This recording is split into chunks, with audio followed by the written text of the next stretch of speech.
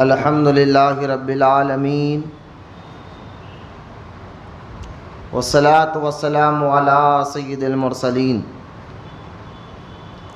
وعلی آلہ واصحابہ اجمعین، اما بعد فاعوذ باللہ من الشیطان الرجیم، بسم اللہ الرحمن الرحیم۔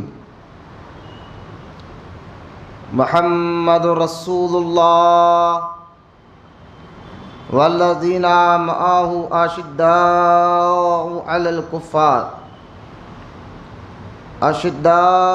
الکفار رحماء بینہم،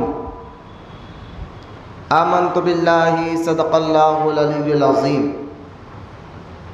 وقال اللہ تعالی فی شان حبیبہ الکریم، ان اللہ وملائکتہ یصلون علی النبی یا ایہا الذین آمنوا صلوا علیہ وسلموا تسلیما۔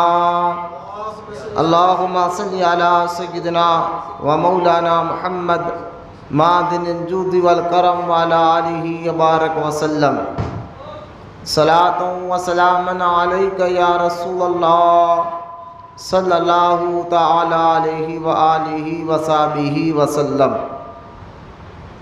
اما بعد، ہر تعریف اور بڑائی صرف اللہ تعالیٰ کے لیے ہے،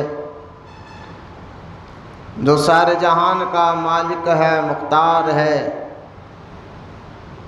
اور جو سارے جہان کا پالنہار ہے۔ میں اس بات کی گواہی دیتا ہوں کہ اللہ تعالیٰ کے سوا کوئی عبادت کے لائق نہیں، وہ ایک ہے، اس کا کوئی ساتھی اور شریک نہیں۔ اور میں اس بات کی بھی گواہی دیتا ہوں کہ آپ کے اور ہمارے پیارے آقا اور مولا حضور پر نور، رحمت عالم، نور مجسم حضرت سیدنا محمد مصطفیٰ احمد مجتبی صلی اللہ تعالی علیہ وآلہ وصحبہ وسلم، اللہ تعالیٰ کے آخری رسول اور اس کے برگزیدہ بندے ہیں۔ اللہ تعالیٰ حضور اکرم نور مجسم رحمت عالم صلی اللہ تعالی علیہ وسلم پر، اہل بیت، صحابہ کرام، تابعین اور تبع تابعین، اولیاء امت پر قیامت تک بکثرت رحمتیں اور برکتیں نازل فرماتا رہے۔ محبت کے ساتھ ایک مرتبہ درود پاک پڑھ لیجیے۔ اللہم صلی علی سیدنا و مولانا محمد معدن الجود والکرم وعلی آلہ وبارک وسلم۔ صلاۃ و سلاما علیک یا رسول اللہ صلی اللہ تعالی علیہ وآلہ وصحبہ وسلم۔ معزز سامعین، السلام علیکم ورحمۃ اللہ وبرکاتہ۔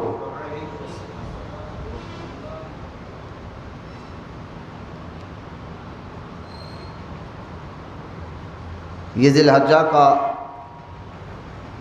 مبارک مہینہ چل رہا ہے اور یہ بالکل آخری عشرہ ہے، یعنی آنے والے منگل یا چہارشنبے سے پھر محرم کا مبارک مہینہ شروع ہو جائے گا۔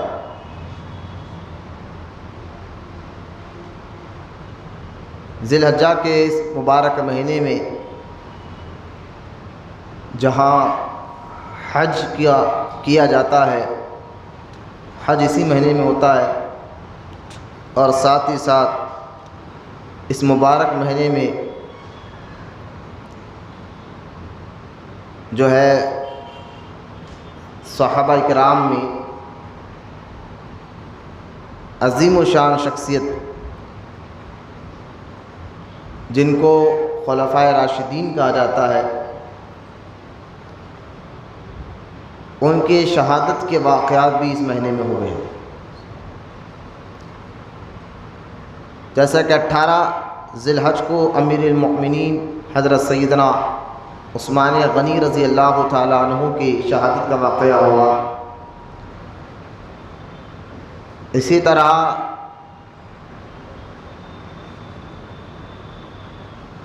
26 ذی الحج کو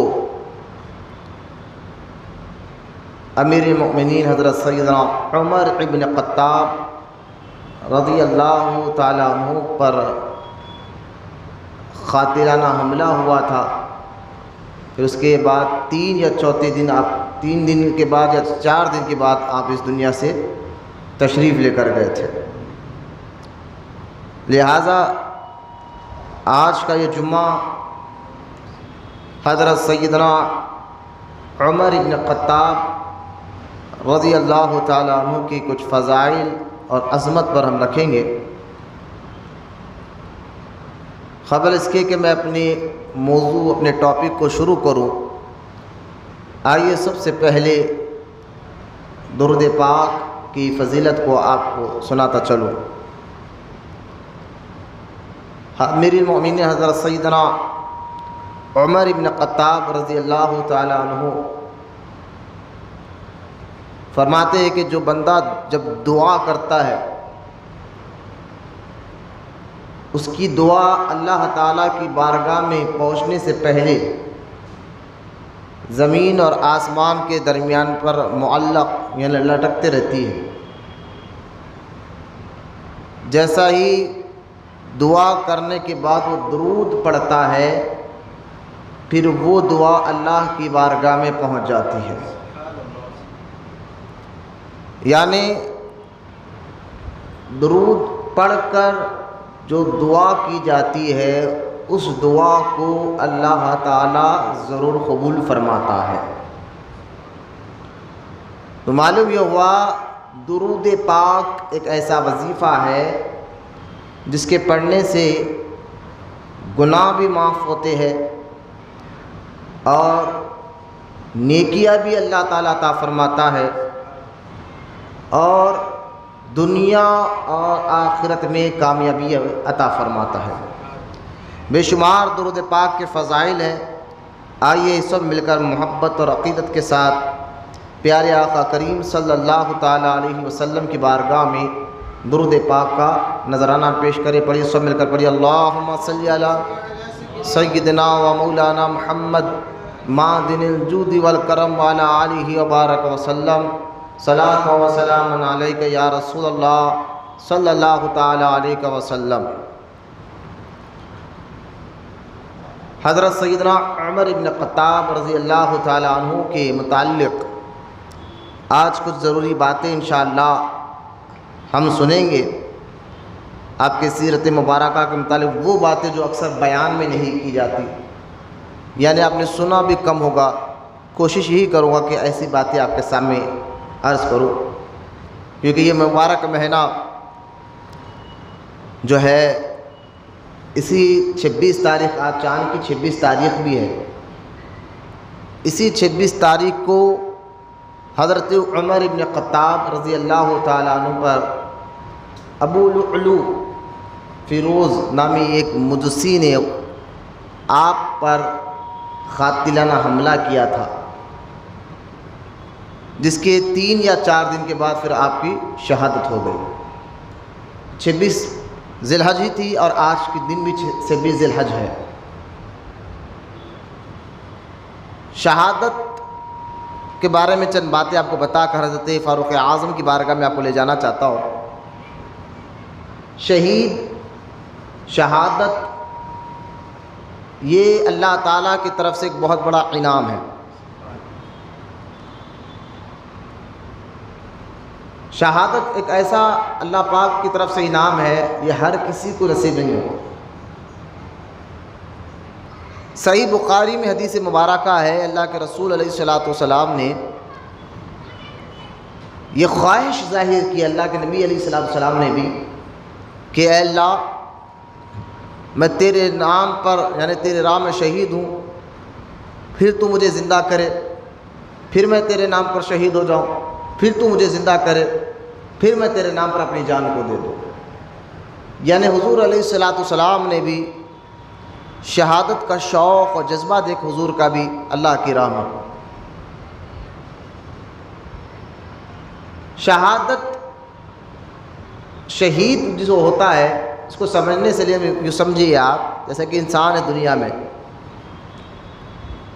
اور ان کے درجات ہوتے ہیں، جیسے کہ آپ دیکھیں پولیس کے محکمے کو دیکھ لیا، کوئی محکمہ ایک ہے لیکن اس کی کوئی ہوم گارڈ ہوتا ہے، کوئی جو ہے ایس آئی ہوتا ہے، کوئی سی ہوتا ہے، کوئی جو ہے سی پی ہوتا ہے، کوئی ڈی سی پی ہوتا ہے، کوئی کمشنر ہوتا ہے۔ محکمہ تو ایک ہے لیکن سب کے رتبے الگ الگ ہیں۔ اسی طرح اس دنیا میں جو انسان ہے، انسانوں کی بھی 3 قسمیں ہیں، 3 قسم کے لوگ رہتے ہیں۔ ایک مومن رہتا ہے، ایک مشرک ہوتا ہے، ایک مرتد ہوتا ہے۔ مومن، مشرک اور مرتد۔ مومن سے مراد مسلمان ہے، آپ سمجھ گئے۔ انسانوں کی جو الگ الگ قسمیں بتا رہا ہوں میں آپ کو، مومن سے مراد انسان، اور مومن سے مراد مسلمان، اور مسلمان میں اس کے بعد سب سے گھٹیا درجہ جو ہے مشرکین کا ہے، جو اللہ کو چھوڑ کر غیر کی عبادت کرتے ہیں، اور ان کے بعد سب سے گھٹیا انسانوں میں فرقہ جو ہے وہ مرتد کا ہے۔ مرتد اس کو کہتے ہیں جو اسلام قبول کر کر پھر اس کے سے پھر جائے، پلٹ جائے۔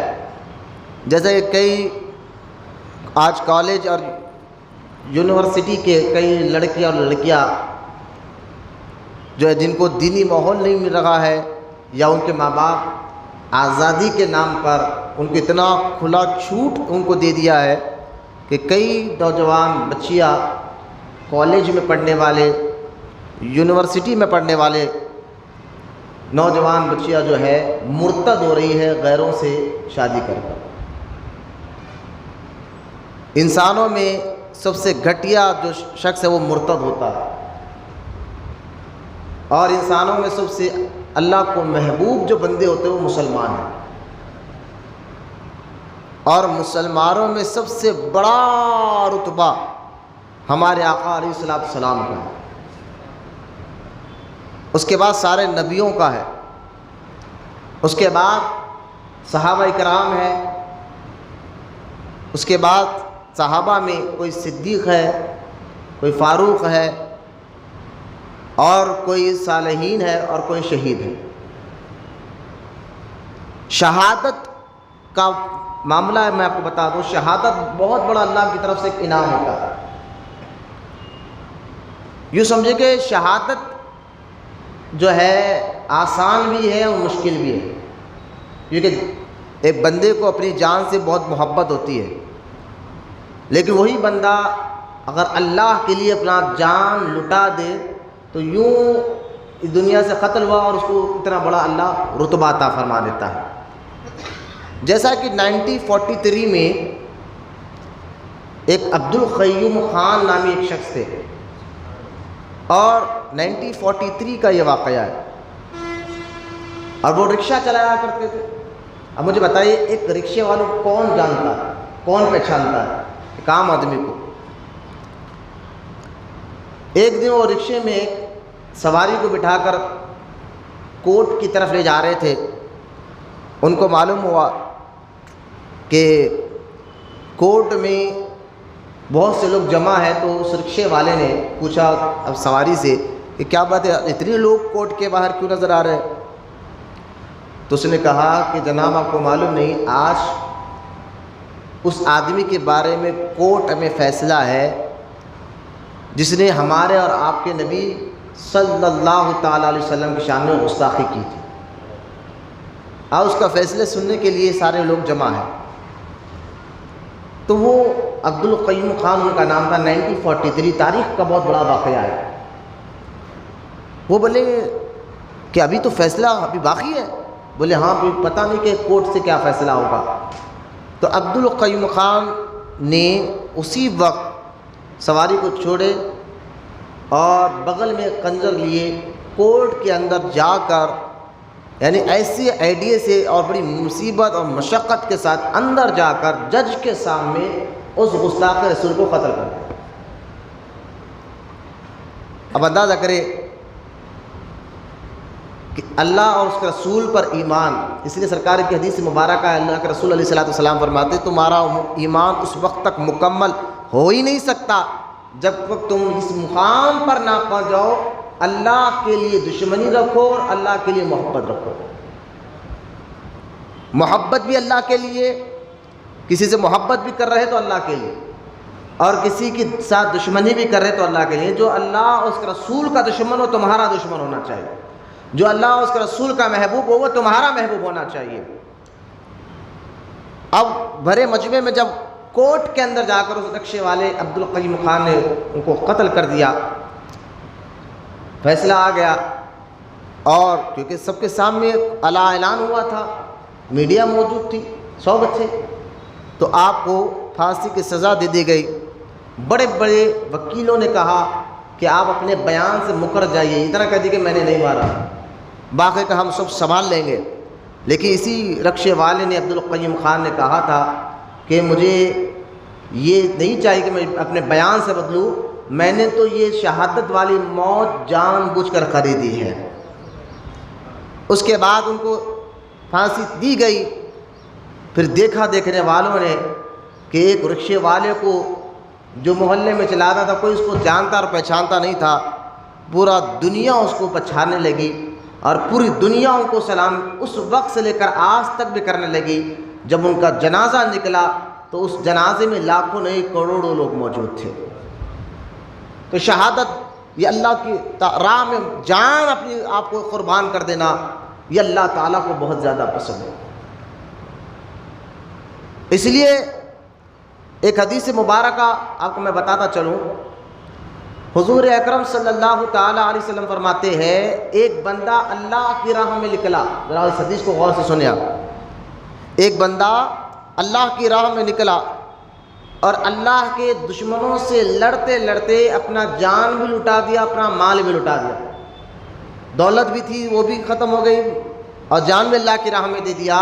تو حضور اکرم صلی اللہ تعالیٰ علیہ وسلم فرماتے ہیں کہ ایسا شہید جس کا جان اور مال اللہ کے لیے تھا، اس کے خون زمین پر گرنے سے پہلے اللہ اس کے گناہوں کو معاف فرما دے گا. اور تو اور اس کو مرنے سے ہی پہلے، یعنی اب روح نکلتے رہتی ہے جسم سے، اس سے پہلے اس کو جنت میں اس کا مقام بھی بتا دیا جاتا ہے شہید کو. اور یہاں تک کہ فرمایا گیا حدیث مبارکہ میں کہ اس کی روح، شہید کی روح ایک سبز کلر، ہرے کلر کے پرندے میں اللہ داخل کرتا ہے اور وہ اس پرندے کے ذریعے پورے جنت کا دورہ کرتے رہتا ہے. اور شہید کئی گناہگاروں کو بخشا سکتا ہے. لہذا شہید کا مقام و مرتبہ یہ بہت اونچا ہے. یہاں تک کہ حدیث مبارکہ میں آیا ہے ایک شخص اگر میدان میں جائے اور اس کے کچھ اچھے عمل بھی تھے اور برے عمل بھی تھے، لیکن وہ اللہ کی راہ میں اپنی جان دے دے تو اللہ تعالیٰ قیامت کے دن کہے گا اس سے کہ تو جنت کے جس دروازے سے میں چاہے جنت میں داخل ہو جا. یہ دوسرے قسم کا شہید.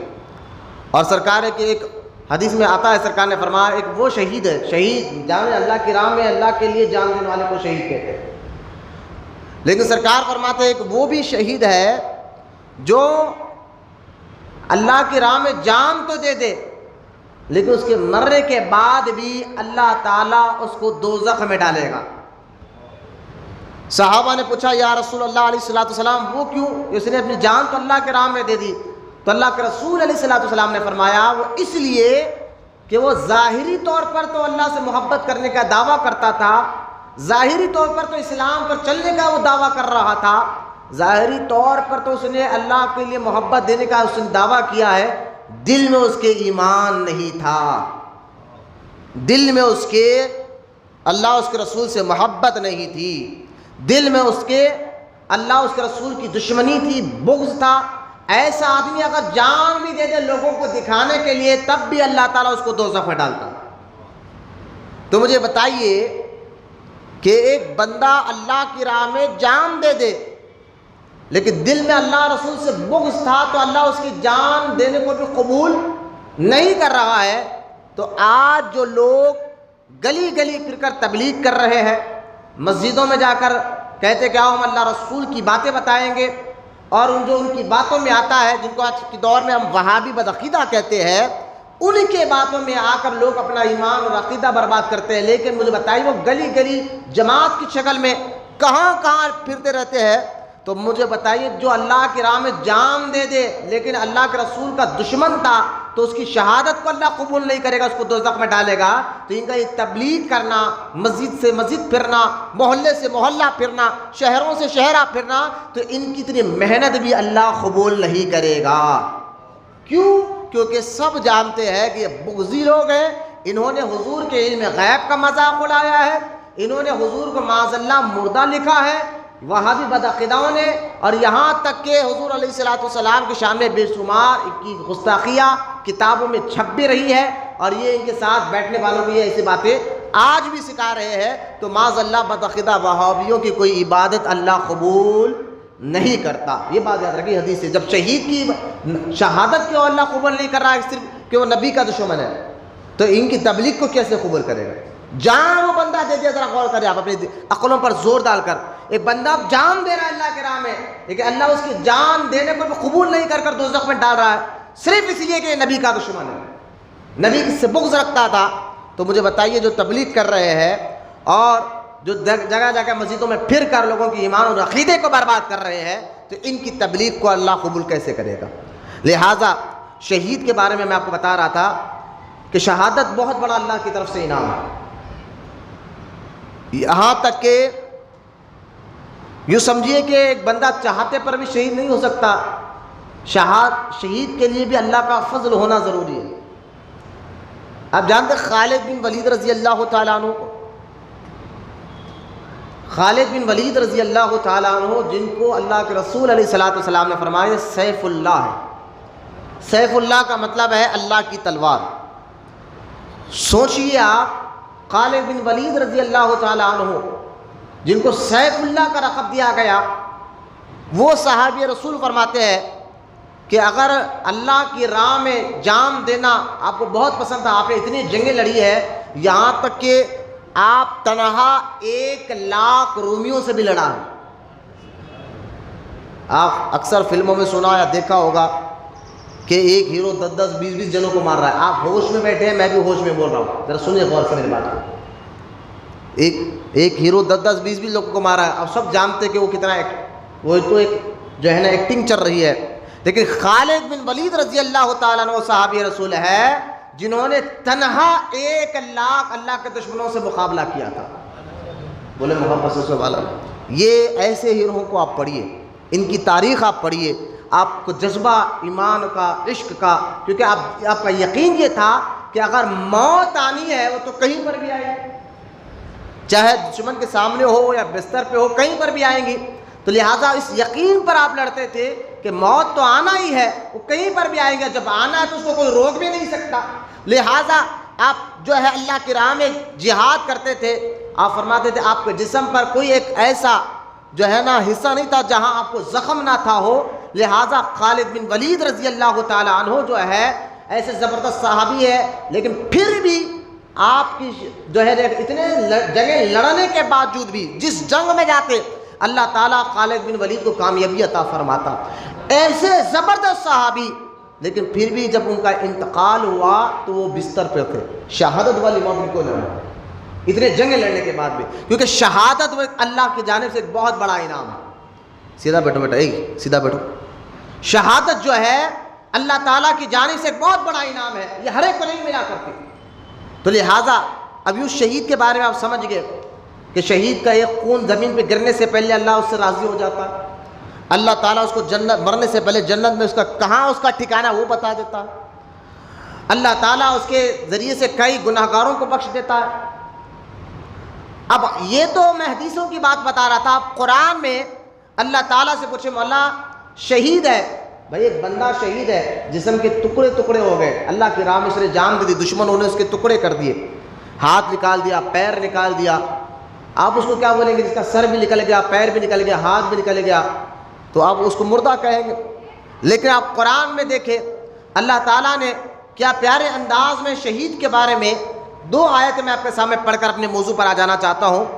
اللہ پاک قرآن میں سورہ بقرہ میں فرماتا ہے وَلَا تَقُولُوا لِمَن يُقْتَلُ فِي سَبِيلِ اللَّهِ أَمْوَاتٌ، اللہ قرآن میں فرما رہا ہے خبردار ہو جاؤ، سن لو، جو اللہ کی راہ میں اپنی جان دیتے ہیں، ذرا غور سے سننا، جو اللہ کی راہ میں اپنی جان دیتے ہیں، اللہ فرماتا ہے بل احیاء ولکن لا تشعرون، ان کو تم مردہ مت کہو۔ بولیے محبت سے سبحان اللہ۔ ارے بھائی ایک بندہ کے سر نکل گئے، پیر نکل گیا، دھڑ جسم کے ٹکڑے ٹکڑے ہو گئے ہیں، لیکن اللہ قرآن میں فرمایا ان کو مردہ سن لو مت کہو، مردے کا لفظ یہ اللہ نے قرآن میں منع کر دیا، یہ آیت میں آپ کے سامنے پڑھو۔ اچھا چلو کہنا منع ہے، سوچ سکتے ہیں بھائی، خیال تو جاتا ہے بندے کے جسم کٹ کر پڑے ہوا ہے آپ کے سامنے، تو گمان تو جائے گا، خیال تو جائے گا کہ چلو ہم بول تو نہیں سکتے، سوچ تو سکتے ہیں نا۔ تو اللہ تعالیٰ نے جہاں پر شہید کو مردہ کہنے سے منع فرمایا، وہیں پر ایک اور 4 پارے میں اللہ پاک فرماتا ہے وَلَا تَحْسَبَنَّ الَّذِينَ قُتِلُوا فِي سَبِيلِ اللَّهِ أَمْوَاتًا بل احیاء عند ربهم یرزقون، اللہ فرماتا ہے ایک آیت میں تو یہ کہہ رہا ہے کہ اللہ کہ شہید کو مردہ مت کہو، اور دوسری آیت میں اللہ پاک فرما رہا ہے جو میری راہ میں اپنی جان دے دے ان کو مردہ سوچنا بھی نہیں۔ بولیے محبت سے سبحان اللہ، محبت سے بولیے سبحان اللہ۔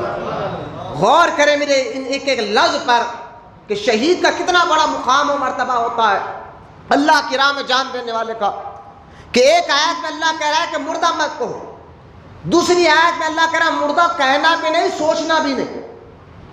ہم نے کہا مولا سر نکلا ہوا ہے، جسم کے ٹکڑے ٹکڑے ہو گئے، نہیں مردہ نہیں کہنا، بلکہ اللہ فرما رہا ہے بل احیاء عند ربهم یرزقون، شہیدوں کو میں ایسا رزق دیتا ہوں جس کو تم گمان بھی نہیں کر سکتے، تم سوچ بھی نہیں سکتے۔ تو لہٰذا نہ مردہ کہنا منع، مردہ سوچنا منع۔ مجھے ایک بات بتائیے، جو شہید ہے اللہ تعالیٰ اس کو اتنا بڑا مقام و مرتبہ عطا فرماتا ہے، تو مجھے کہنے دیجئے جو شہید کا اتنا بڑا مقام و مرتبہ، نہ اس کو تم مردہ کہہ سکتے ہو، نہ اس کے بارے میں مردہ سوچ سکتے ہو، یہ دونوں منع ہے، قرآن کی آیتیں ہیں۔ تو مجھے بتائیے یہ شہید بھی ہمارے نبی کا غلام ہوتا ہے، جب شہید کو مردہ کہنا اور سوچنا منع ہے تو یہ بھی نبی، شہید بھی نبی کا غلام ہے، تو ہمارے آقا علیہ الصلوۃ والسلام کو مردہ کہنا اور ان کے بارے میں مردہ سوچنا کتنا بڑا گناہ، بلکہ وہ کیسا بدبخت آدمی ہوگا جس کو آج کے دور میں وہابی کہتے ہیں۔ یہ ہے وہابیوں سے ہماری چڑ کہ جب اللہ قرآن میں شہیدوں کو، شہید کتنا بھی بڑا آدمی ہو، یعنی کتنا بڑی نیکوکار ہو، نمازی پرہیزگار ہو، لیکن نبی کا غلامی ہوتا ہے، اس کا رتبہ نبی سے بڑا نہیں ہو سکتا، شہید کا رتبہ نبی سے بڑا ہو ہی نہیں سکتا، وہ نبیوں کا غلام ہوتا ہے۔ تو لہٰذا جب غلام اللہ کی راہ میں جان دے دے، اللہ اس کو مردہ کہنے اور سوچنے سے منع کر رہا ہے، تو لہٰذا جو غلام کا یہ عالم ہے تو آقا کا عالم کیا ہوگا۔ یہاں ہمیں سوچنا چاہیے، لیکن میرا موضوع یہ نہیں ہے، ورنہ میں آپ کو بتاتا۔ لہٰذا شہید کے بارے میں ایک اور، کیونکہ حضرت عمر ابن خطاب شہید ہوئے، اس لیے پہلے آپ شہید کو سوچتے صحیح کہ شہید کا کتنا بڑا مقام و مرتبہ، اور جس ولی کے آستانے میں آپ بیٹھے ہوئے یہ بھی شہید ہے، حضرت سیدنا حسن بن احمد شہید یمنی رحمۃ اللہ تعالیٰ علیہ، یہ بھی شہادت ہے۔ انہوں یمن سے آئے تھے، امام حسین پاک رضی اللہ تعالیٰ عنہ کی اولاد میں سے ہے، ابو الحسن تانشاہ کے دور میں یہاں پر آئے، موسیٰ ندی کے کنارے بیٹھے تھے اللہ کی عبادت میں، اور آپ بہترین عالم دین تھے، تقریر کرتے تھے، کئی لوگوں کے دلوں کو آپ نے ایمان اور نور سے مجلہ کیا تھا، یہاں تک کہ کچھ دشمنوں نے اسی جلن سے کہ ایک مسلمان موسیٰ ندی کے کنارے بیٹھ کر عبادت بھی کر رہا ہے اور لوگوں کو دین کی دعوت بھی دے رہا ہے، اسی حسد اور جلن کی وجہ سے آپ کو 1091 ہجری میں آپ کو شہید کر دیا گیا تھا۔ پھر مادنا دیون جو مہیشورم کا وزیر تھا، پرانا پل کا یہ علاقہ اسی کو آیا کرتا تھا، تو جو ہے مہادیون نے آ کر، کیونکہ ابو الحسن تانشاہ نے اپنے وزیر مہادیون کو بھیجا، وہ آیا اور آ کر معاملے کو سلجھاتے ہوئے موسیٰ ندی کے کنارے آپ کو تدفین کیا تھا۔ تو لہٰذا 1091 ہجری آج 1444 ہجری چل رہی ہے، اس حساب سے اگر آپ تاریخ پڑھ لے تو 345 سال سے یہاں مزار مبارک موجود ہے، اور آج 345 سال میں یہاں کتنے بڑے طغیانیاں آئے ہیں۔ نظام سرکار کے دور میں 7 مرتبہ طغیانی آئی، اور 1908 کی طغیانی اتنی تہلکہ نیز تھی، آپ جا کر تاریخ پڑھے، گوگل پر سرچ کریں، 1908 ستمبر کا مہینہ تھا اور 1908 تھی، اور اسی طغیانی نے بیگم بازار کا علاقہ، نیا پل، پرانا پل اور کئی ہزار گھروں کو جو ہے نا زمین دوز کر دیا تھا۔ اتنی بھیانک طغیانی آئی تھی، لیکن آپ اندازہ کریں 1908 میں ندی یہیں سے بہہ رہی تھی، جس کے سامنے بڑے بڑے محل، بڑے بڑے گھر زمین سے مٹ گئے، لیکن آج بھی حضرت کا مزار اس وقت بھی سلامت تھا اور آج بھی سلامت ہے۔ یہ کرامت ہے حضرت کی ایک بہت بڑی، کیونکہ شہید ہے، اور ان کے بارے میں ان کو مردہ کہنا بھی منع، ان کے بارے میں مردہ سوچنا بھی منع ہے۔ کچھ لوگوں کو ایک شک ہوتا ہے کہ مسان گٹی کے اندر یہ درگاہ کہاں سے آ گئی ہے، تو جب تحقیق آپ نہیں کرتے اور آپ کو معلوم نہیں تو اپنی زبانیں مت کھولو۔ ولیوں سے دشمنی کرنا اللہ سے جنگ کرنے کے برابر ہے، ولیوں سے دشمنی کرنا اللہ سے جنگ کرنے کے برابر ہے۔ تو خیر حضرت عمر کی بات کرتا، بیچ میں حضرت کی تھوڑی بہت میں نے سوانح حیات آپ کے سامنے رکھی زندگی کے بارے میں، انشاءاللہ وقت ملا تو کبھی ہم بتائیں گے۔ تو لہٰذا شہید کو ایک اور میں آپ کو بتا دوں کہ شہید جب اللہ کی راہ میں شہید ہوتا ہے، یعنی اپنی جان دے رہا ہے، حدیث مبارکہ میں آتا ہے، حضور صلی اللہ تعالیٰ علیہ وسلم نے فرمایا کہ جیسا ایک چونٹی کاٹنے سے درد ہوتا ہے، بس شہید کو اتنا درد ہوتا ہے سر نکلتے وقت۔ اب اندازہ کرے بندے کا سر نکل رہا اللہ کی راہ میں، دشمن اس کو مار رہے، لیکن سرکار فرماتے اس کو درد نہیں ہوتا، ہوا پہ اتنا درد ہوتا ہے جیسا ایک چونٹی کاٹنے کا درد۔ تو ایک بزرگ نے بڑی پیاری بات کہی کہ شہید میں ہاتھ کاٹے جا رہے ہیں، پیر کاٹے جا رہے ہیں۔ آپ دیکھیں حضرت علی رضی اللہ تعالیٰ عنہ کے بارے میں، جب دشمن نے حضرت علی کے دماغ پر، یہاں سر پر پیچھے سے وار کیا، اور وہ چاقو حضرت مولا علی رضی اللہ تعالیٰ عنہ کو یعنی کنپٹی پھاڑتے ہوئے آپ کے بھیجے کو لگی، آپ چل رہے، اندازہ کرے۔ تو ایسی شدید تکلیف میں، آپ جانتے ہیں چونٹی کاٹ رہی ہے یا کیلا چپتا ہے، معمولی سی تکلیف میں ہم کس کو یاد کرتے ہیں، ہماری آوازیں کیسی بدل جاتی ہے، لیکن مولا علی رضی اللہ تعالیٰ عنہ کہ جن کے کنپٹی میں چھری ماری گئی اور بھیجے کو تک وہ چیر لگ گئی، لیکن حضرت علی کا پہلا جملہ یہ تھا کہ روایت میں آتا ہے کہ جب ایسا ہی حضرت علی کو چاقو سے آپ کی کنپٹی پہ مارا گیا اور وہ بھیجے کو چیرنے لگی، حضرت علی چیخ کر کہتے ہیں، اے رب کعبہ کی قسم علی تو آج کامیاب ہو گیا ہے۔ جملہ کیا لکھ رہا ہے؟ رب کعبہ کی قسم علی تو کامیاب ہو گیا ہے، کیونکہ اپنی جان تو اللہ کی راہ میں دے رہا ہے۔ تو لہٰذا شہید کو کوئی تکلیف نہیں ہوتی۔ تو ایک صاحب نے فرمایا بزرگ سے کہ ایسے کیسے ہو سکتا ہے کہ شہید کو تکلیف نہ ہو، کیونکہ ہم معمولی سے اگر کیلا چبھ گیا، معمولی سے جو ہے کوئی جانور کاٹ لے تو ہم تڑپ جاتے ہیں، ایک بندے کا سر کاٹا جا رہا ہے اس کو تکلیف نہ ہو، یہ کیسے ہو سکتا ہے؟ تو اس کی مثال ایک بزرگ نے قرآن کی سورہ یوسف سے دی۔ فرماتے ہیں کہ یوسف علیہ السلام کو جانتے ہو، قرآن میں آیا سورہ یوسف میں؟ بولے ہاں۔ تو یوسف علیہ السلام کے حسن کا جب چرچا زیادہ پھیلا تو مصر کی عورتوں نے زلیخا کو تانا دیا کہ اے زلیخا، ایک جو ہے نا آدمی پہ تو مالکہ ہو کر فدا ہو گئی، تو لہٰذا زلیخا نے اپنی سہیلیوں سے کہا آؤ میں جس پر فدا ہوں ان کو ایک جھلک بتا دیتی ہوں۔ حضرت یوسف علیہ السلام کو سامنے لانے سے پہلے زلیخا نے اپنی سہیلیوں سے کہا، ایک ہاتھ میں قرآن میں سورہ یوسف میں سارا واقعہ موجود ہے۔ زلیخا نے کہا کہ تم سامنے بیٹھ جاؤ، وہ سامنے بیٹھ گئی، تمام عورتیں، ان کے ہاتھ میں ایک چھری اور ایک پھل دے دیا گیا، اور کہا اس کو، اور سامنے سے زلیخا نے کہا اے یوسف میری ان سہیلیوں کے سامنے سے گزر جاؤ، کیونکہ اللہ تعالیٰ نے یوسف علیہ السلام کو بہت ہی زیادہ حسن و جمال عطا فرمایا تھا، بہت زیادہ وہ خوبصورت تھے، لہٰذا حضرت یوسف علیہ السلام جب زلیخا کے کہنے پر ان کے سہیلیوں کے سامنے سے گزر گئے تو عورتوں نے پھل کاٹنے کی جگہ اپنے ہاتھ کی انگلیوں کو کاٹا، لیکن ان کو پتہ تک نہیں چلا۔ عورت بظاہر نازک ہوتی ہے، ذرا سی تکلیف پہ آواز نکل جاتی ہے۔ مجھے بتائیے عورتوں نے پھل کی جگہ انگلی کو کاٹ لیے کہ یوسف علیہ السلام کو اللہ نے ایسا حسن عطا فرمایا تھا، ان کے حسن کو دیکھ کر پھل کٹ رہا ہے، پھل کی جگہ انگلی کٹ گئی، ان کو پتہ تک نہیں چلا۔ جب مجھے بتائیے وہ بزرگ فرماتے ہیں جب یوسف علیہ السلام کو دیکھ کر عورتیں پھل کی جگہ انگلی کاٹ لے اور ان کو پتہ تک نہ چلے، تو مجھے بتا شہید جب وہ روس کی نکلتے رہتی ہے وہ خدا کا جلوہ دیکھتے رہتا ہے، خدا کی قدرت کا وہ جلوہ دیکھتے رہتا ہے، تو اس کو اپنی جان کی کیا خبر ہوگی، اس کو کیسی تکلیف ہو سکتی ہے۔ لہٰذا شہید کا مقام و مرتبہ بہت زیادہ اونچا ہے۔ آج 26 ذی الحج ہے، آج ہی کے دن حضرت عمر ابن خطاب رضی اللہ تعالی عنہ پر جو ہے آپ پر حملہ ہوا تھا، اور آپ کو اس کے 3 یا 4 دن کے بعد آپ کی شہادت ہوئی تھی۔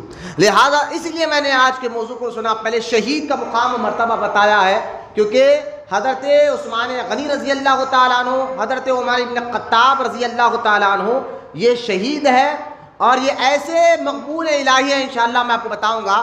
لیکن مجھے ایک بات بتائیے، ہم اہل سنت و جماعت ہے، سنی اس کو کہتے ہیں، ذرا غور سے سنیں میری بات کو، یہ عقیدے کی بات بتا رہا ہوں، یہ تھوڑا سیکھنا ہے آپ کو، اور یہ بات آپ کو خود بھی سمجھنا ہے، اپنے بچوں کو بھی سمجھانا، کیونکہ اب محرم کا مہینہ آنے والا ہے۔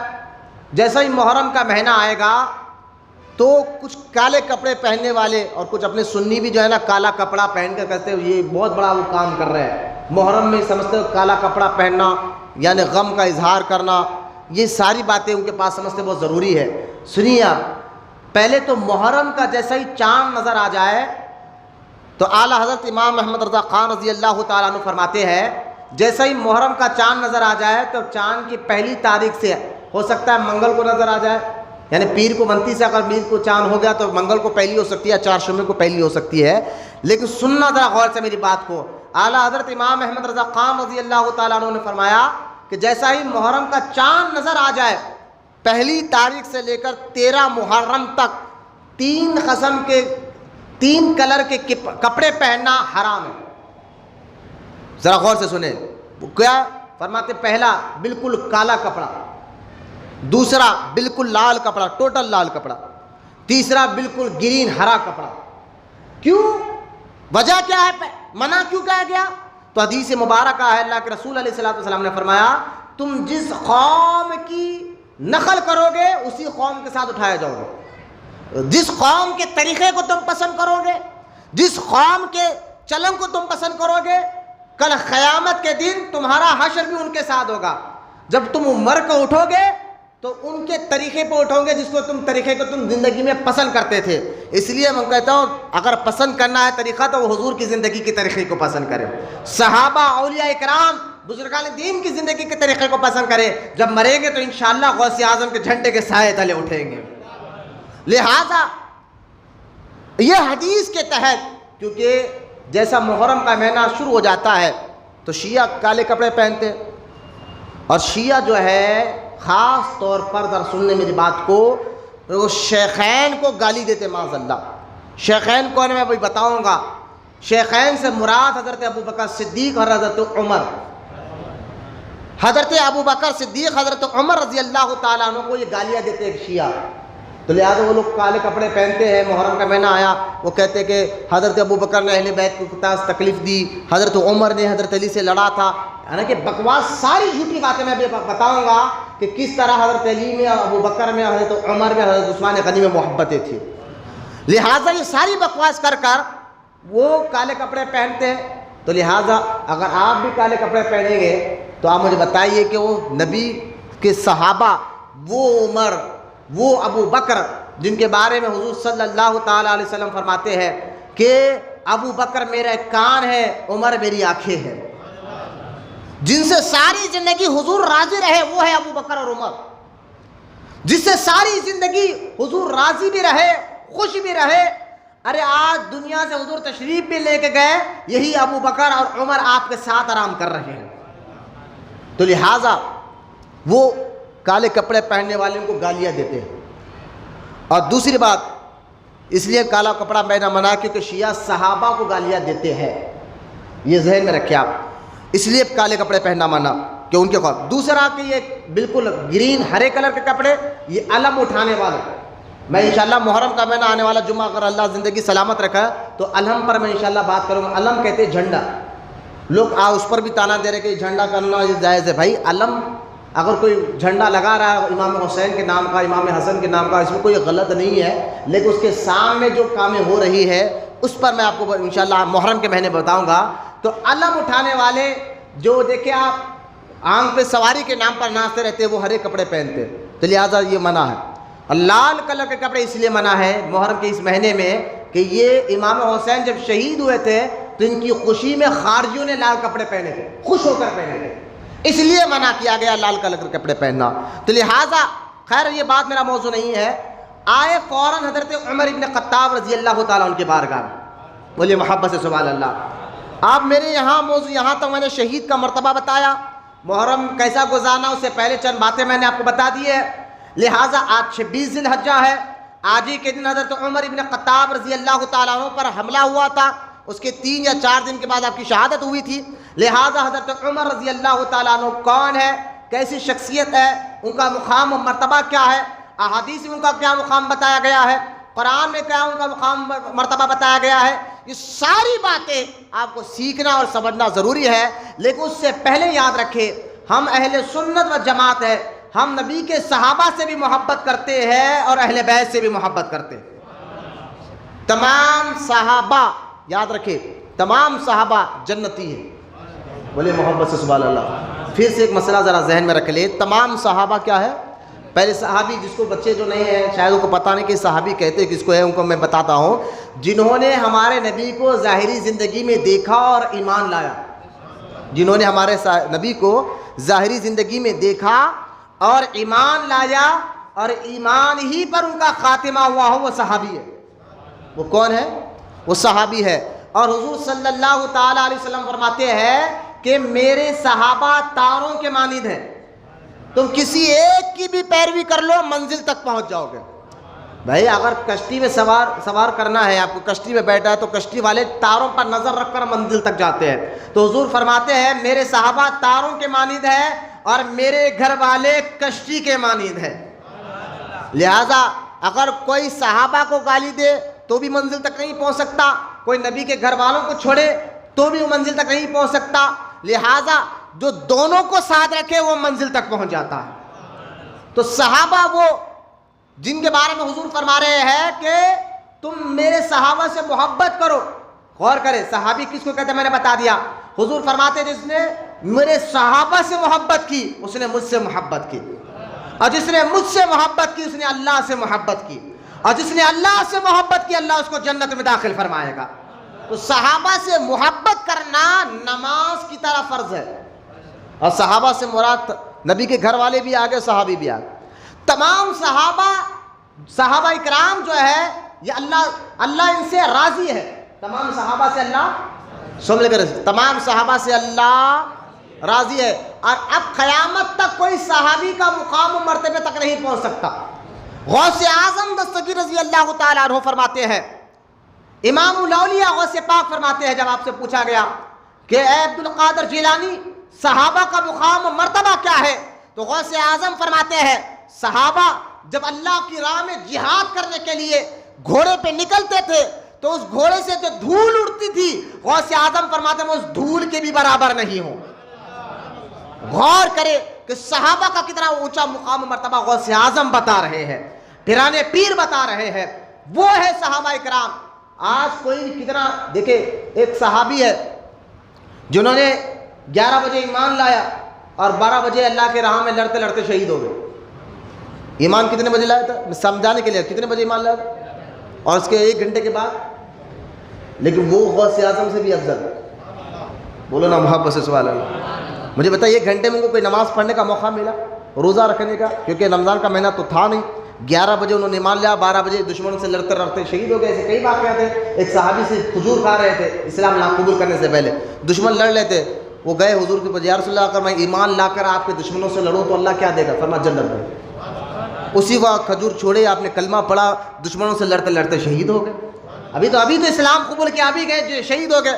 وہ صحابی کا مقام و مرتبہ غوث و خواجہ سے بڑا, کیونکہ صحابہ جو ہے عمل سے نہیں بنتا کہ ایک آدمی نے 10 حج کیے, ایک آدمی نے 20 حج کیے. صحابی نے تو ابھی ایک حج بھی نہیں کیا, تم 20 حج کرو, 100 حج کرو, چاہے کتنے سال بھی عبادت کر لو, ایک صحابی کے برابر ہو ہی نہیں سکتے, کیونکہ صحابہ جو ہے عمل سے نہیں مصطفیٰ کی نظر سے بنتا ہے, کہ انہیں چہرہ ہی حضور کا دیکھا ہے, ایمان ہی حضور پر آیا ہے. تو صحابی عمل سے نہیں مصطفیٰ کی نظر سے بنتا ہے. اندازہ کریں صحابہ کا. اس لیے حضور فرماتے ہیں کہ بعض وہابی کہیں گے آپ کو کہ بھئی ہم 10 حج کر, ایک صحابی ایک بھی حج لے کے سمجھانے کے لیے کہہ رہا ہوں, ایک صحابی تو حج نہیں کیا لیکن ایک آدمی 20 حج کرا ہوا ہے اور سارے نے کیا کر رہا ہے, لیکن اس کا مقام بھی صحابی کے برابر نہیں ہو سکتا. کیونکہ حضور فرماتے ہیں, اللہ کے رسول علیہ الصلوۃ والسلام فرماتے ہیں کہ اگر کوئی میرے امت میں احد پہاڑ کی طرح بھی سونا اللہ کی راہ میں خیرات کرے, احد کا پہاڑ مدینے پاک میں آج بھی دیکھیں آپ, اس کی لمبائی چوڑائی ملا کر 3 کلومیٹر ہے, لمبائی اور چوڑائی ملا کر 3 کلومیٹر تک وہ پہاڑ پھیلا ہوا ہے. ایک روایت میں آتا ہے پہلے وہ پہاڑ 8 کلومیٹر تک پھیلا ہوا تھا, لیکن آج کٹ کٹا کر 3 کلومیٹر اگر آج پکڑ لے. حضور فرماتے ہیں اگر احد پہاڑ اتنا سونا ایک آدمی اللہ کی راہ میں خیرات کرے, اندازہ کرے 8 کلومیٹر ذہن میں رکھ لے, پہاڑ کی لمبائی چوڑائی ملا کر اتنا سونا اللہ کی راہ میں اللہ کو راضی کرنے کے لیے غریبوں میں اگر کوئی خیرات کرے, پھر میرا صحابی سرکار فرماتے میرے صحابی ایک مٹھی گیہوں اللہ کی راہ میں دے, ایک مٹھی گیہوں دے, تو سرکار فرماتے ہیں تمہارا احد پہاڑ کا سونا ہے ایک طرف, میرے صحابی کا ایک مٹھی گیہوں دینا ایک طرف, اللہ تعالیٰ تم سے زیادہ میرے صحابی کو مقام اور اجر عطا فرمائے گا. یہ ہے صحابہ کا مقام. اپنے ذہنوں کو صاف کریں, صحابہ کون؟ جن سے اللہ راضی ہے, صحابہ وہ جن سے رسول پاک راضی ہے. اب یہ تمام صحابہ کی تعداد کتنی تھی؟ 1.25 لاکھ. کتنی تعداد تھی؟ ایک روایت میں آتا ہے 1,30,000 تھے. 1.25 لاکھ صحابہ. صحابی کس کو کہتے ہیں میں نے بتا دیا. 1.25 لاکھ صحابہ اکرام تھے, اور ان تمام صحابہ سے اللہ راضی ہے. قرآن میں اللہ پاک نے فرمایا اچھا تمام صحابہ کے, اب یوں تو سمجھے اب کوئی غوث و خواجہ کسی صحابی کے برابر نہیں ہو سکتا. اب 1.25 لاکھ صحابہ, ان 1.25 لاکھ صحابہ میں بھی ان کے بھی رتبے اور مقام ہیں. ان 1.25 لاکھ صحابہ میں سب سے بڑے صحابہ, پہلے تو آپ صحابہ کس کو کہتے ہیں میں نے بتا دیا, صحابی کا مقام و مرتبہ میں نے آپ کو بتایا. اب صحابیوں میں مقام و مرتبہ دیکھیں, 1.25 لاکھ صحابیوں میں سب سے بڑے 4 خلفاء ہیں, جن کو ابو بکر کہا جاتا ہے, بولے سبحان اللہ, جن کو حضرت عمر کہا جاتا ہے, جن کو عثمان غنی کہا جاتا ہے, جن کو مولا علی کہا جاتا ہے. یہ 4 خلفاء تمام صحابہ میں سب سے اونچے مقام پر. اور ان 4 خلفاء میں سب سے افضل 2 جو شیخین ان کو کہا جاتا ہے, جن کو ابو بکر اور عمر کہا جاتا ہے, ان کا مقام مرتبہ حضرت علی اور عثمان غنی سے بڑا. حضرت عمر کا مقام مرتبہ علی سے بڑا, بولے سبحان اللہ. عثمان غنی سے بڑا, بولے سبحان اللہ. اور حضرت عمر سے بڑا مرتبہ حضرت ابو بکر کا. اس لیے ہم عربی خطبے میں آپ اس پر غور کریں, جب امام صاحب پہلا خطبہ دے کر دوسرا خطبہ پڑھنے کے لیے کھڑتے ہیں تو کہتے ہیں بعد الانبیاء بالتحقیق امیر المؤمنین ابو بکر صدیق رضی اللہ تعالیٰ عنہ. اس روئے زمین پر سارے نبیوں کے بعد انسانوں میں اگر کوئی سب سے زیادہ افضل ہے تو ابو بکر صدیق ہے, ان کے بعد حضرت عمر ابن خطاب رضی اللہ تعالیٰ عنہ. لہٰذا حضرت عمر تو وہ صحابی ہے جو دوسرے نمبر پر آتے ہیں. لہٰذا آج یہ کہنا یہ اتنا بڑا عام صحابی کو گالی دینے منع فرما سکتا ہے, تو یہ شیعہ جو ہے حضرت ابو بکر کو اور عمر کو گالیاں دیتے ہیں. معاذ اللہ, تعجب ہے. لوگ آج ان کے مجالس میں جاتے ہیں, سنی بچے, ان کے جو ہے نا عاشق خانوں میں جا کر تم کس کے پاس جا رہے ہو جو ابو بکر کو گالیاں دے رہے ہیں, جو عمر کو گالیاں دیتے ہیں, معاذ اللہ, ان کی صحبت میں جا رہے ہو, ان کے مقاموں پر جا رہے ہو. اللہ اس کے رسول سخت ناراض ہو گئے ایسے جانے والوں سے. اپنے ایمان اور عقیدے کو بچائیے. صحابہ تو یہ مقام رکھتے ہیں. اچھا دیکھیے آپ, اگر کوئی آپ کو کوئی خانقاہ میں بیٹھنے والا, ذرا میری بات پر توجہ دیں. آج یہ ہمارے حیدرآباد میں ایک مسئلہ ہو گیا, کوئی کسی کا مرید ہے, وہ کسی سلسلے سے ہے, تو وہ کہتا ہے شیعہ والی باتیں کر رہا ہے, یعنی میں سب سے افضل علی تھے, جبکہ 1400 سال سے یہ طریقہ چلتی میں آ رہا ہے, دمادم مست قلندر ابو بکر کا پہلا نمبر. لیکن حضرت علی رضی اللہ تعالیٰ عنہ کے نام پر, اچھا چلو ٹھیک ہے, حضرت علی رضی اللہ تعالیٰ عنہ, پہلے تو یہ بتائیے حضرت علی کا مقام مرتبہ کا کون سنی انکار کر سکتا ہے؟ اس کا کوئی انکار ہی نہیں کر سکتا. لیکن حضرت علی خود کہہ رہے ہیں, جامع ترمذی میں حدیث پاک ہے, محمد بن حنفیہ رضی اللہ تعالیٰ عنہ, یہ حضرت علی کے بیٹے, بی بی فاطمہ سے نے, حضرت علی نے بی بی فاطمہ کے دنیا سے جانے کے بعد اور بھی شادیاں کی. آپ کی دوسری بیوی کے یہ بیٹے ہیں, نام محمد بن حنفیہ ان کا نام تھا. محمد بن حنفیہ نے اپنے والد یعنی حضرت علی سے خود پوچھا, اے امیر المؤمنین, اے حضرت علی آپ بتائیے نبیوں کے بعد سب سے افضل صحابہ میں کون ہے؟ تو آپ نے خود فرمایا ابو بکر ہے. خود حضرت علی کا فتویٰ ہے, خود حضرت علی کا فیصلہ ہے, جامع ترمذی میں حدیث پاک ہے. لہذا ان کے بیٹے نے کہا حضور اس کے بعد کون ہے؟ حضرت علی نے فرمایا اس کے بعد عمر ہے. اور یہاں تک کہ سرکار حضرت مولا کائنات علی مرتضیٰ رضی اللہ تعالیٰ عنہ نے فرمایا, جس نے مجھے یہ کہا کہ میں ابو بکر اور عمر سے بڑا ہوں, حضرت علی فرماتے تھے میں اس کو 80 کوڑلے ماروں گا, میں اس کو 80 کوڑلے ماروں گا. تو یہ عقیدہ ہے. لیکن آج جو ہے نا, کہتے ہیں کچھ لوگ صحابہ اکرام میں جنگ ہوئی ہے. ذرا میری بات سنیں بچے, ایک فیصلہ میں آپ کو بتاتا ہوں. صحابہ اکرام میں کچھ جنگیں ہوئی ہیں خطائے اجتہادی کو لے کر. حضرت امیر معاویہ میں, حضرت مولا کائنات علی مرتضیٰ میں جنگیں ہوئی. یہ صحابہ میں جنگ جو ہوئی ہے, ان جنگوں کے بارے میں ہمیں کیا کرنا ہے؟ تو حضرت غوث پاک رضی اللہ تعالیٰ عنہ کا فیصلہ آپ سنیے. غوث اعظم دستگیر غنیت الطالبین میں فرماتے ہیں, جو صحابہ میں حضرت عثمان غنی کی شہادت کے بعد حضرت مولا علی میں, معاویہ رضی اللہ تعالیٰ عنہ میں, حضرت ابو طلحہ میں, حضرت زبیر بن عوام میں, اور ان میں جو جنگیں ہوئی ہے, خود غوث اعظم کا فتویٰ سنیں. غوث اعظم کہہ رہے ہیں اس کے بارے میں عام آدمیوں کو کچھ بولنا نہیں چاہیے, سب خاموش رہے. یہ کس کا فتویٰ ہے؟ سب میں کرے, کس کا ہے فتویٰ؟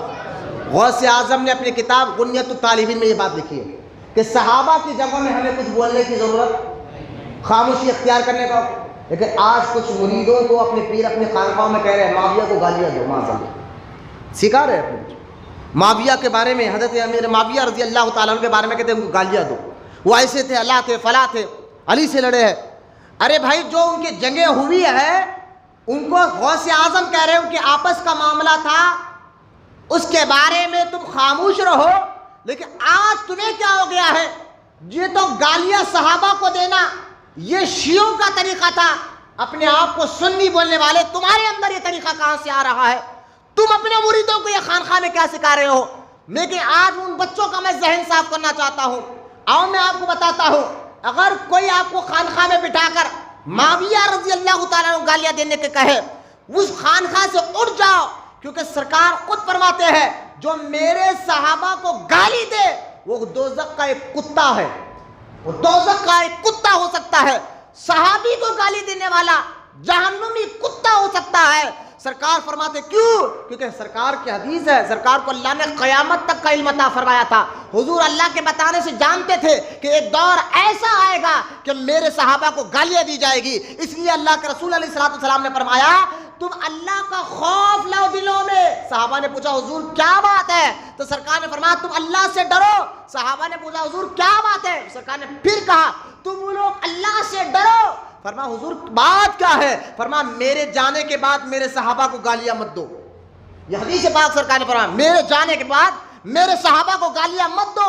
لہذا جو ان سے محبت کرتا ہے وہ مجھ سے محبت کرتا ہے, جو ان سے دشمنی رکھتا ہے وہ مجھ سے دشمنی رکھتا ہے. یہ مقام و مرتبہ صحابہ کرام کا ہے کہ ان سے محبت رسول پاک سے محبت ہے اور ان سے دشمنی رسول پاک سے دشمنی ہے. حضرت امیر معاویہ حضرت علی میں جنگ ہوئی ہے, لیکن یاد رکھے کہ یہ جنگ جو ہوئی ہے اس پر ہمیں خاموشی اختیار کرنا ہے اور تمام صحابہ کو جنتی کہنا. نہیں ہم نہیں کہیں گے. ایک صاحب بولے, میں پیر صاحب بولے ہم نہیں کہیں گے, ہم تو گالیاں دیں گے. میں نے کہا تمہاری پیری تمہاری مریدی بات جھک جائے, ہمیں مطلب نہیں, کیونکہ قرآن کا فیصلہ ہے. اب مجھے بتائیے پیر بڑا یا قرآن بڑا؟ قرآن کا فیصلہ ہے. سورہ حدید آیت نمبر 10 اللہ خود فرما رہا ہے کلن وعد اللہ, اے محبوب میں تیرے تمام صحابہ سے جنت کا وعدہ کر چکا ہوں. بولے محبت سے سبحان اللہ. تمام صحابہ سے اللہ تعالیٰ نے فرمایا محبوب کلن وعد اللہ. سورہ حدید آیت نمبر 10 آپ پڑھ کر دیکھیں, یہ قرآن کا فیصلہ کہ تمام صحابی جنتی. بولے نا, اگر کوئی کہے معاویہ نے ایسا کیا تھا, ابو طلحہ نے ایسا کیا تھا, معاشہ نے ایسا کیا تھا, انہوں نے ایسا کیا تھا, حضرت علی ایسا جنگ کی تھی, انہوں نے کہا بھئی یہ تاریخ میں آپس میں جو اختلافات ان کے تھے یہ ایک طرف رکھو, یہ سب جنتی ہے یا نہیں ہے؟ جنتی ہے نا, بولنا سبحان اللہ. ہے نا جنتی کہ اللہ نے فرمایا کلن, کل کہتے, دیکھو عربی میں واحد کہتے ایک کو, ثلاثہ کہتے دو کو, سبا کہتے 7 کو, کل کہتے ہیں سب کو. عربی کا لفظ ہے, قرآن عربی میں اترانا. وہ کلن وعد اللہ, اور اللہ کہہ رہا ہے محبوب میں وعدہ کر چکا ہوں تیرے تمام غلاموں سے جنت کا. بس یہاں یہ آیت پڑھنا, اس پیر کے سامنے سے اٹھ کے چلے جانا. جب اللہ راضی ہے ان سے تم کیوں گالی دے رہے ہو؟ تم اپنے مریدوں کو کیا سکھا رہے ہو؟ یہ تو شیعوں کا کام تھا صحابہ کو گالی دینا. پہلے تو ہم مسلمان وہی سمجھتے تھے جو صحابہ کو گالی دے وہ شیعہ تھا, لیکن آج تم درگاہوں میں بیٹھ کر معاویہ کو گالیاں دے رہے ہو. آج نہیں ہوا, اپنے آپ کو اجمیر خواجہ غریب نواز کا جو ہے سجادہ بولنے والا ٹی وی پر آ کر امیر معاویہ کو گالیاں دیتا ہے. اپنے آپ کو نظام الدین اولیاء کا سجادہ بولنے والا ٹی وی پہ آ کر امیر معاویہ کو گالیاں دے رہا ہے. اپنے آپ کو خواجہ قطب الدین بختیار کاکی کو سجادہ بولنے والا ٹی وی پہ آ کر گالیاں دے رہا ہے. میں کہتا ہوں تمہاری اوقات ہے کیا؟ ارے تم کہا اور صحابہ کا مقام و مرتبہ کہا. ارے وہ صحابہ وہ ہے جن کے بارے میں اللہ فرماتا ہے رضی اللہ تعالی عنہ ورضوا عنہ, اے محبوب میں تیرے تمام صحابہ سے میں بھی راضی ہو گیا ہوں, یہ مجھ سے راضی ہو گئے ہیں. ان کی آپس کی جنگوں کو لے کر ان پر تان نہیں دینا, ان کے آپس کے لڑائی کو لے کر تم ان کے مسئلوں پر نہیں جانا, ان کے خلاف مت بکنا. اگر کوئی سامنے ایسا پیر بیٹھا ہوا ہے, ایسے پیر کے منہ پر مریدے کا پاٹ مارے اور کہ ایسا پیر ہمیں چاہیے نہیں جو صحابہ کو گالی دینا سکھائے, جو صحابہ کی شان میں گستاخیاں سکھائے. میرا موضوع حضرت عمر ہی ہے, لیکن میں آپ کو کیا بتاؤں, آج جو دور چل رہا ہے اس دور میں یہ باتیں آج بچوں کو بتانا, کھل کر بتانا ضروری ہو گیا. جب وہ کھل کر گالیاں دے رہے تو میں کیوں آپ کو اشارے میں بولوں؟ آپ کہیں گے کہ آپ مولانا آپ تو اجمیر کا نام لے کر کہہ رہے ہیں, آپ نظام الدین اولیاء کا نام لے کر درگاہ کا نام لے کر کہہ رہے ہیں. میں نے کہا دیکھو ہر ولی ہمارا سر کا تاج ہے, لیکن اس کا مطلب یہ نہیں ہے کہ تم کسی بھی بڑے بارگاہ کے سجادے ہو تو صحابہ کو گالی دو گے. تم نے ٹی وی پہ آ کر دیا, تم آ کر بکتے ہو. آج بھی امیر معاویہ پر وہ لوگ گالیاں بکتے ہیں. تو لہٰذا ہم سنیوں کو آج ایسے فرقوں سے, جہاں وہابی بدعقیداؤں سے شیعوں سے آپ کو بچنا ہے, ایسے ڈھونگی پیروں سے بھی آپ کو بچنا ہے.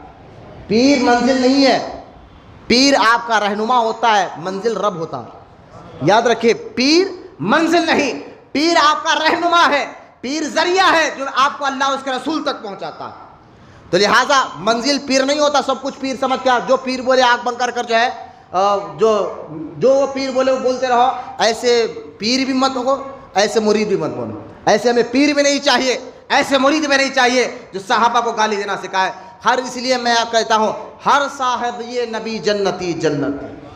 بولے سب مل کر ہر صحابی نبی, ہر صحابی نبی, سب مل کر ہر صحابی نبی, ہر صحابی نبی غلام ہے, غلام ہے رسول کے, غلامی رسول میں جو نہ ہو عشق مصطفیٰ. ایسا ہے اگر لیڈروں کے پاس جاؤ تو جب آواز آپ اچھا نکالتے ایسا نکالو. یہ نعرہ اللہ اس رسول کی شان میں ہے, کوئی مولانا کی شان میں نہیں ہے, نہ اپنے کوئی مقام مرتبہ. لیڈروں کے پیچھے آ تو چیخ مار دو, حضور کے غلام اس میں آواز نکالنے میں آپ کو آواز کیوں بیٹھی ہے؟ اللہ کے گھر ہے, اللہ کے گھر میں اللہ کے اور رسول کا ذکر کو آواز کو بلند کرنا کوئی گناہ بھی نہیں ہے. بولے غلام ہے, غلام ہے, غلام یہ رسول میں جو نہ ہو عشق مصطفیٰ. یہ ذہن نہ لے کر چلو. لہٰذا ہر صحابی سے میں محبت کرنا, بولے محبت سے سبحان اللہ۔ اب اندازہ کرے صحابہ کا اتنا بڑا مقام، اتنا بڑا مرتبہ، ان صحابہ میں حضرت عمر کا مقام کیسا ہوگا؟ بولے محبت سے سبحان اللہ۔ حضرت عمر ابن خطاب رضی اللہ تعالیٰ عنہ کے بارے میں آتا ہے کہ آپ بنو عدی قبیلے سے تھے۔ عدہ یا عدی آپ کے دادا کا نام ہے، اور آپ کے دادا بنو عدی یہ بھائی تھے قصی کے، اور قصی بیٹے ہیں عبد المناف کے۔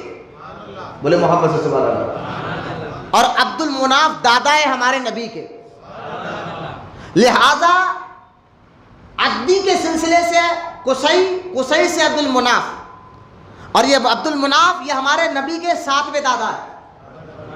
اس سلسلے سے اگر دیکھا جائے تو حضرت عمر بھی ہمارے نبی کے خاندان سے۔ حضرت عمر ابن خطاب رضی اللہ تعالیٰ عنہ جو ہے جب اسلام آپ قبول کرے اس وقت آپ کی عمر 27 سال تھی۔ حضور صلی اللہ تعالیٰ علیہ وسلم نے اعلان نبوت کر 6 سال ہوا تھا، کیونکہ ہمارے نبی نے نبی ہونے کا اعلان 40 سال کی عمر میں کیا تھا۔ اس کے 6 سال کے بعد حضرت عمر ابن خطاب رضی اللہ تعالیٰ عنہ جو ہے اسلام قبول کر، اور اس وقت آپ کی 27 سال عمر تھی۔ کتنے سال عمر تھی؟ سو مل کر کتنے سال؟ اسلام جب آپ قبول کرے اس وقت آپ کی 27 سال عمر تھی۔ اور ایک اور بات سن لیجیے، آپ مرید نہیں حضور کے بلکہ مراد ہے۔ مرید اور مراد کو سمجھیے، ایک مرشد کے سامنے مرید آدمی آئے کہ حضرت میں آپ کا مرید بننا چاہتا ہوں، اس کو کہتے ہیں مرید۔ لیکن مرشد خود کہے کہ تو میرا مرید بن جا، اس کو کہتے ہیں مراد۔ حضرت عمر ابن خطاب رضی اللہ تعالیٰ عنہ حضور کی مراد ہے۔ حضور نے دعا کی اے اللہ عمر کے ذریعے اسلام کو عزت عطا فرما۔ بولو سبحان اللہ، بولو محبت سے سبحان اللہ۔ حضرت عبداللہ بن مسعود رضی اللہ تعالیٰ عنہ، عبداللہ بن مسعود بہت بڑے صحابہ میں بہت بڑے مفتی، 6ویں نمبر پر یہ مسلمان ہوئے تھے۔ حضرت عبداللہ بن مسعود 6ویں نمبر پر۔ حضور کے گھر اتنا آنا جانا تھا، دوسرے صحابہ کہتے تھے کہ عبداللہ ابن مسعود شاہد جو ہے حضرت حضور کے خاندان سے، یعنی حضور کے گھر میں اتنا فری آنا جانا تھا عبداللہ ابن مسعود کا کہ دوسرے آنے والے صحابہ کہتے تھے شاید عبداللہ ابن مسعود حضور کے خاندان سے۔ وہ عبداللہ ابن مسعود بدر میں رہے، حضور کے ساتھ جنگ کی، اور جو بدر میں رہ کر حضور کے ساتھ جنگ کرے قرآن اٹھا کر دے کہ اللہ فرماتا ہے محبوب جو بدر میں تیرے ساتھ میں سب سے راضی ہو گیا۔ خاص طور پر اسپیشلی سارے صحابہ سے تو اللہ راضی ہے ہی، لیکن جو خاص طور پر بدر کے میدان میں حضور کے ساتھ رہے، اللہ نے قرآن میں آیت اتار کر کہا یہ بدریوں سے میں محبت کرتا ہوں۔ بدر کا جو جنگ ہوئی تھی اسلام کی سب سے پہلی جنگ، جو مدینے میں پاک سرکار ہجرت کر کے جانے کے بعد تو یہ جنگ ہوئی تھی، جو 313 مسلمان تھے، ان کی تعریف اللہ قرآن میں کر رہا ہے، اور ان کے بارے میں اللہ نے قرآن میں آیت اتارا ہے۔ اللہ قرآن میں کہتا ہے محبوب بدر میں جو تیرے ساتھ ہے میں اس سے خاص طور پر راضی ہو گیا۔ تو عبداللہ ابن مسعود بدری صحابی ہے، بولو محبت سے سبحان اللہ۔ لیکن آپ حضرت عبداللہ ابن مسعود کی بات اسی لیے کہہ رہا ہوں، حضرت عبداللہ ابن مسعود رضی اللہ تعالیٰ عنہ اکثر نبی کریم صلی اللہ تعالیٰ علیہ وسلم کے ذکر کے بعد جس کا زیادہ ذکر کرتے تھے وہ حضرت عمر کا کرتے تھے، خود عبداللہ ابن مسعود زیادہ سے زیادہ، یہاں تک کہ عبداللہ ابن مسعود کہتے ہیں کہ تم اپنی محفل میں بیٹھو نا اور تمہیں بور لگ رہا ہو، ایسے موقع پر تم عمر کا ذکر شروع کر دو، عمر کا ذکر شروع کر دو۔ کیوں؟ کیونکہ عمر کے ذکر سے بوریت ختم ہو جاتی ہے، سستی ختم ہو جاتی ہے، اور کاہلی ختم ہو جاتی ہے۔ یہ صحابی خود کہہ رہے ہیں، عبداللہ بن مسعود کہہ رہے ہیں، کتنے بڑے صاحب، خود عبداللہ بن مسعود کہتے ہیں۔ ایک بار کسی نے پوچھا عبداللہ بن مسعود سے، حضور جب بھی دیکھو آپ حضور کے بعد عمر کا ذکر کرتے رہتے، عمر ایسے ہے، عمر ایسا کر رہا، عمر نے یہ کیا تھا، عمر نے وہ کیا تھا، عمر نے ایسا کیا تھا، یہ زیادہ ذکر کیوں کرتے ہیں؟ عبداللہ بن مسعود رضی اللہ تعالیٰ عنہ فرماتے ہیں سنو بدری صحابی ہے، بولے محبت سے سبحان اللہ۔ وہ کہتے عبداللہ بن مسعود اگر مجھے پتا چل جائے ایک کتے کو دیکھ کر اگر یہ کتا عمر کے گھر سے آ رہا ہے تو میں اس کتے سے بھی محبت کروں گا۔ یہ صحابی عبداللہ بن مسعود رضی اللہ تعالیٰ عنہ کے رائے ہے حضرت عمر کے بارے میں۔ حضرت عمر رضی اللہ تعالیٰ عنہ کے بارے میں کہ اس سے بھی میں محبت کروں گا. یہ حضرت عبداللہ ابن مسعود کہتے ہیں ایک مرتبہ میں حضرت عمر کے سامنے بیٹھا تھا اور حضرت عمر کسی بات پر کہہ رہے تھے اللہ اکبر سبحان اللہ اللہ اکبر. تو حضرت عبداللہ ابن مسعود کہتے ہیں جب وہ کہہ رہے تھے نا ہم بھی ان کے ساتھ بیٹھ کر جب وہ کہتے تو ہم بھی کہتے اللہ اکبر, جب وہ کہتے سبحان اللہ تو ہم بھی کہتے سبحان اللہ. عبداللہ ابن مسعود کہتے ہیں اس کے بعد میں تنہائی میں بیٹھ کر کئی مرتبہ اللہ اکبر کہا ہوں, کئی مرتبہ سبحان اللہ کہا ہوں. عبداللہ ابن مسعود کہتے ہیں وہ مزہ نہیں آیا جو مزہ عمر کے سامنے عمر کے کہنے کے بعد آتا تھا. بولو نا سبحان اللہ. عمر کے سامنے عمر کے کہنے کے بعد جو اللہ اکبر, یہاں وہ مرشد وہ مرید خوش نصیب ہے جو پیر جب ذکر پڑھاتے ہیں لا الہ الا اللہ کا اور پیر کے ساتھ مرید ذکر کرتا ہے, لوگ کہتے ہیں یہ کہاں سے تم نے طریقہ نکالا ہے, کہا نا یہ عرب سے ہی چل کر آیا ہے.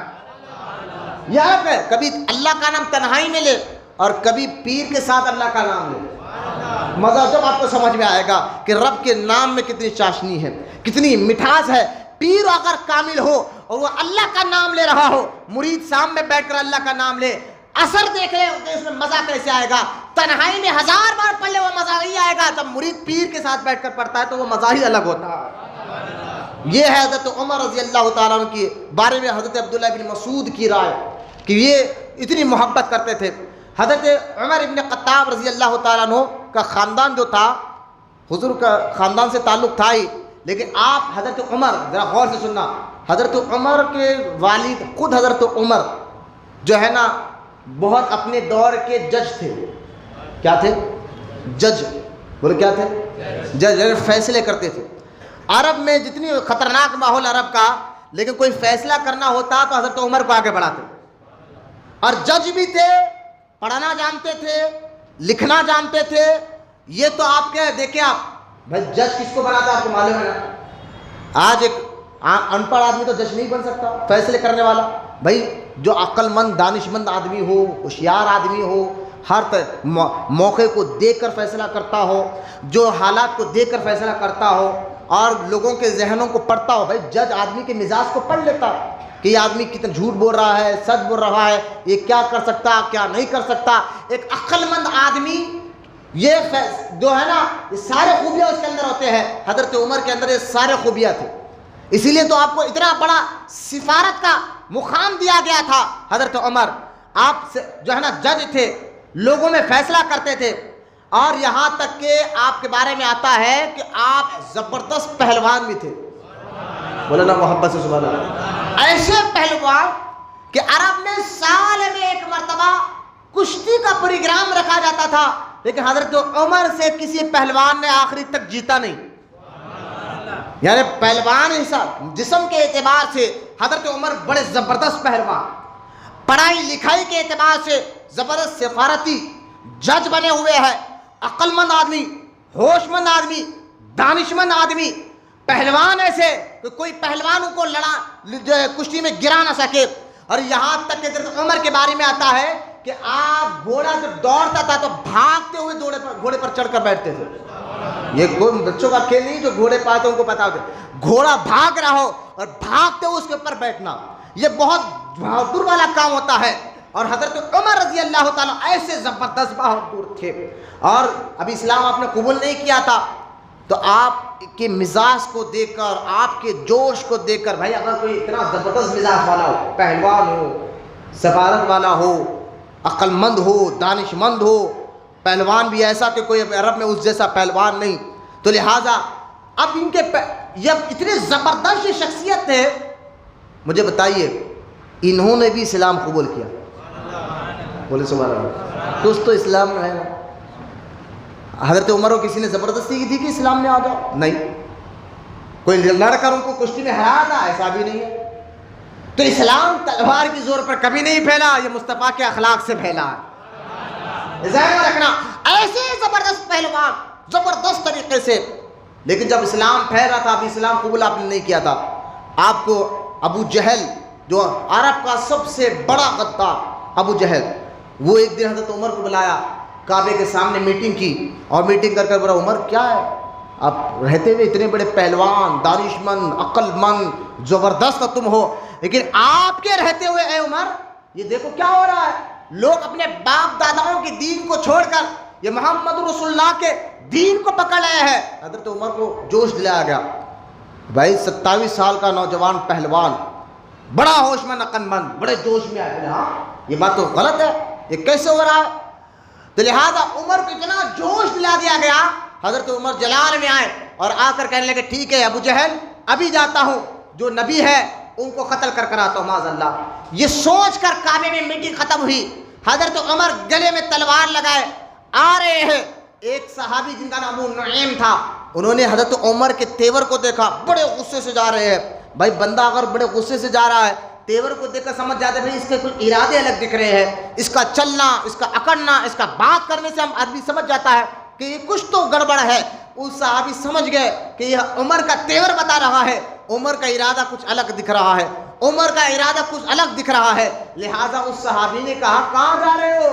کہا وہ محمد رسول اللہ ان کا معاذ اللہ قتل کرنے کے لیے جا رہا ہو۔ وہ صحابی ابھی مسلمان ہوتے ہیں، کو پتہ نہیں تھا عمر کا یہ مسلمان ہے، انہوں نے کہا عمر ان کو مارنے سے پہلے تم اپنے گھر جاؤ۔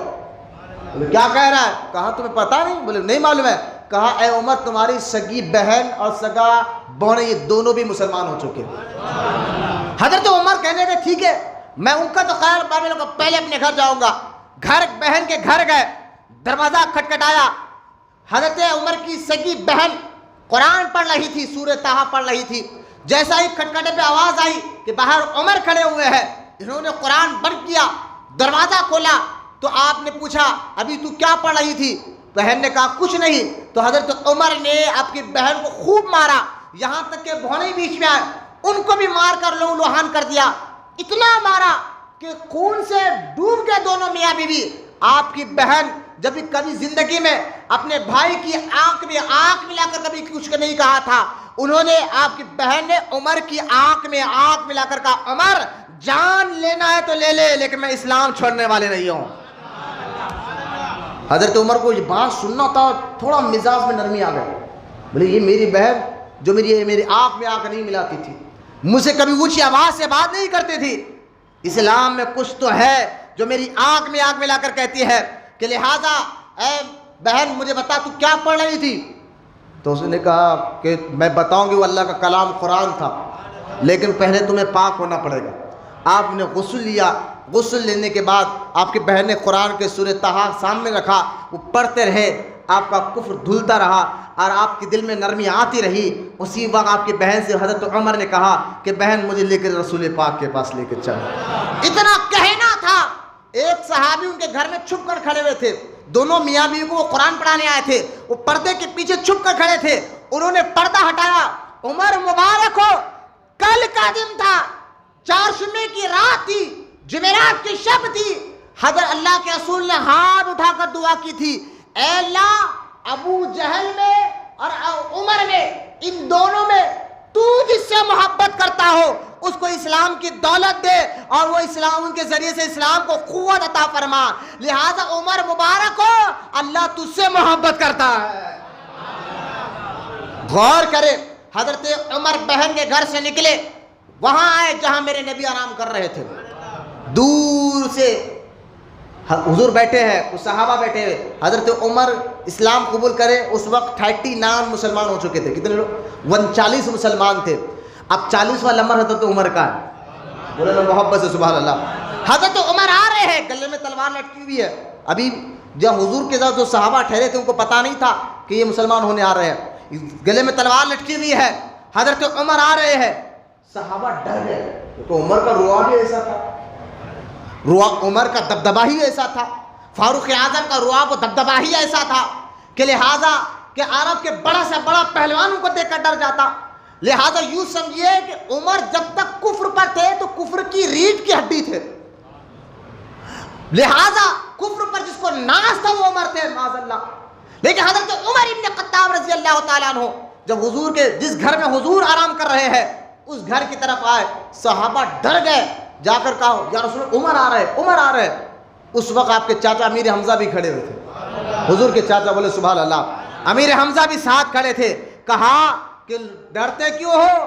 آنے دو عمر کو، ارادہ ٹھیک ہے تو ٹھیک ہے، ورنہ عمر کا مقابلہ میں کروں گا۔ حضور کے چاچا امیر حمزہ بھی بڑے پہلوان تھے، انہوں نے کہا ڈرتے کیوں، آنے دو عمر کو، ارادہ ٹھیک ہے تو کوئی بات نہیں، ورنہ کچھ الگ ارادہ ہے تو میں اس کا مقابلہ کروں گا۔ ارے بھائی کوئی پہلوان سامنے عمر کے نہیں ٹھہرتے، امیر حمزہ حضور کے چاچا کہتا ہے میں کھڑوں گا۔ سرکار فرماتے ہیں اے چاچا آپ ایسا نہ کرے، عمر کا ارادہ کچھ اور ہے۔ مولانا سبحان اللہ، عمر کا ارادہ کچھ اور ہے۔ جیسا دروازے پہ کھٹکھٹ دی، اللہ کے رسول نے خود دروازہ کھولا اور آنکھ میں لا کر کہا عمر اسلام قبول کر لے، میں اللہ کا رسول ہوں۔ عمر اسلام قبول کر لے، میں اللہ کا رسول ہوں، اتنا کہنا تھا۔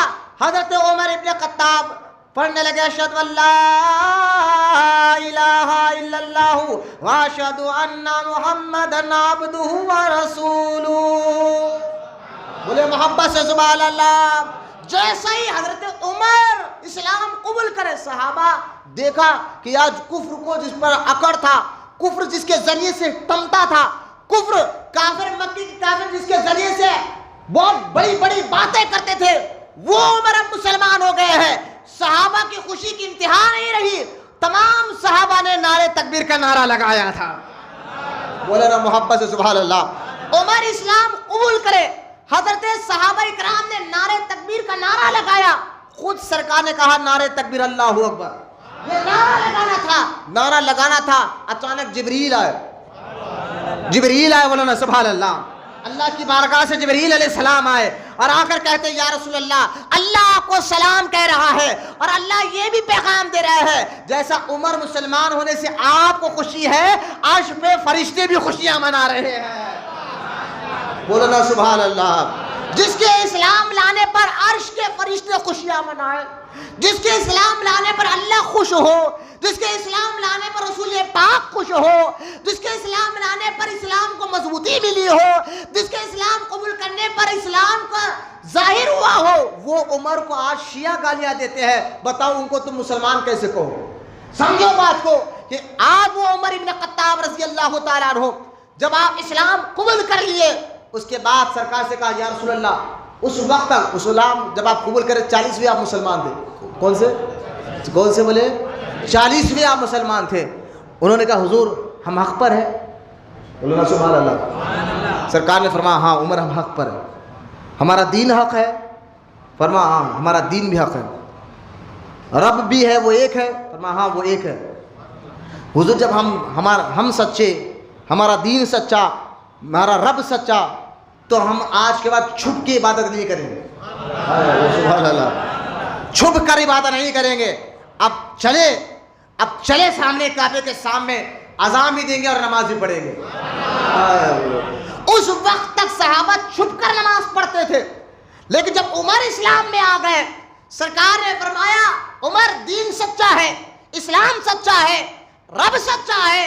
فرمایا حضور جب ہمارا دین سچا، مذہب سچا ہے، تو اب آج کے بعد ہم عبادت چھپ کر نہیں کھل کر کریں گے۔ یہ کہہ کر حضرت عمر تلوار لیے، کہا حضور چلیے آگے۔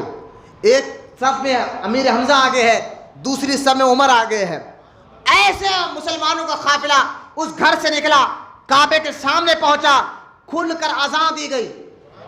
عمر کے اسلام قبول کرنے سے پہلے نماز بھی چھپ کر ہوتی تھی، اذان بھی چھپ کر ہوتی تھی۔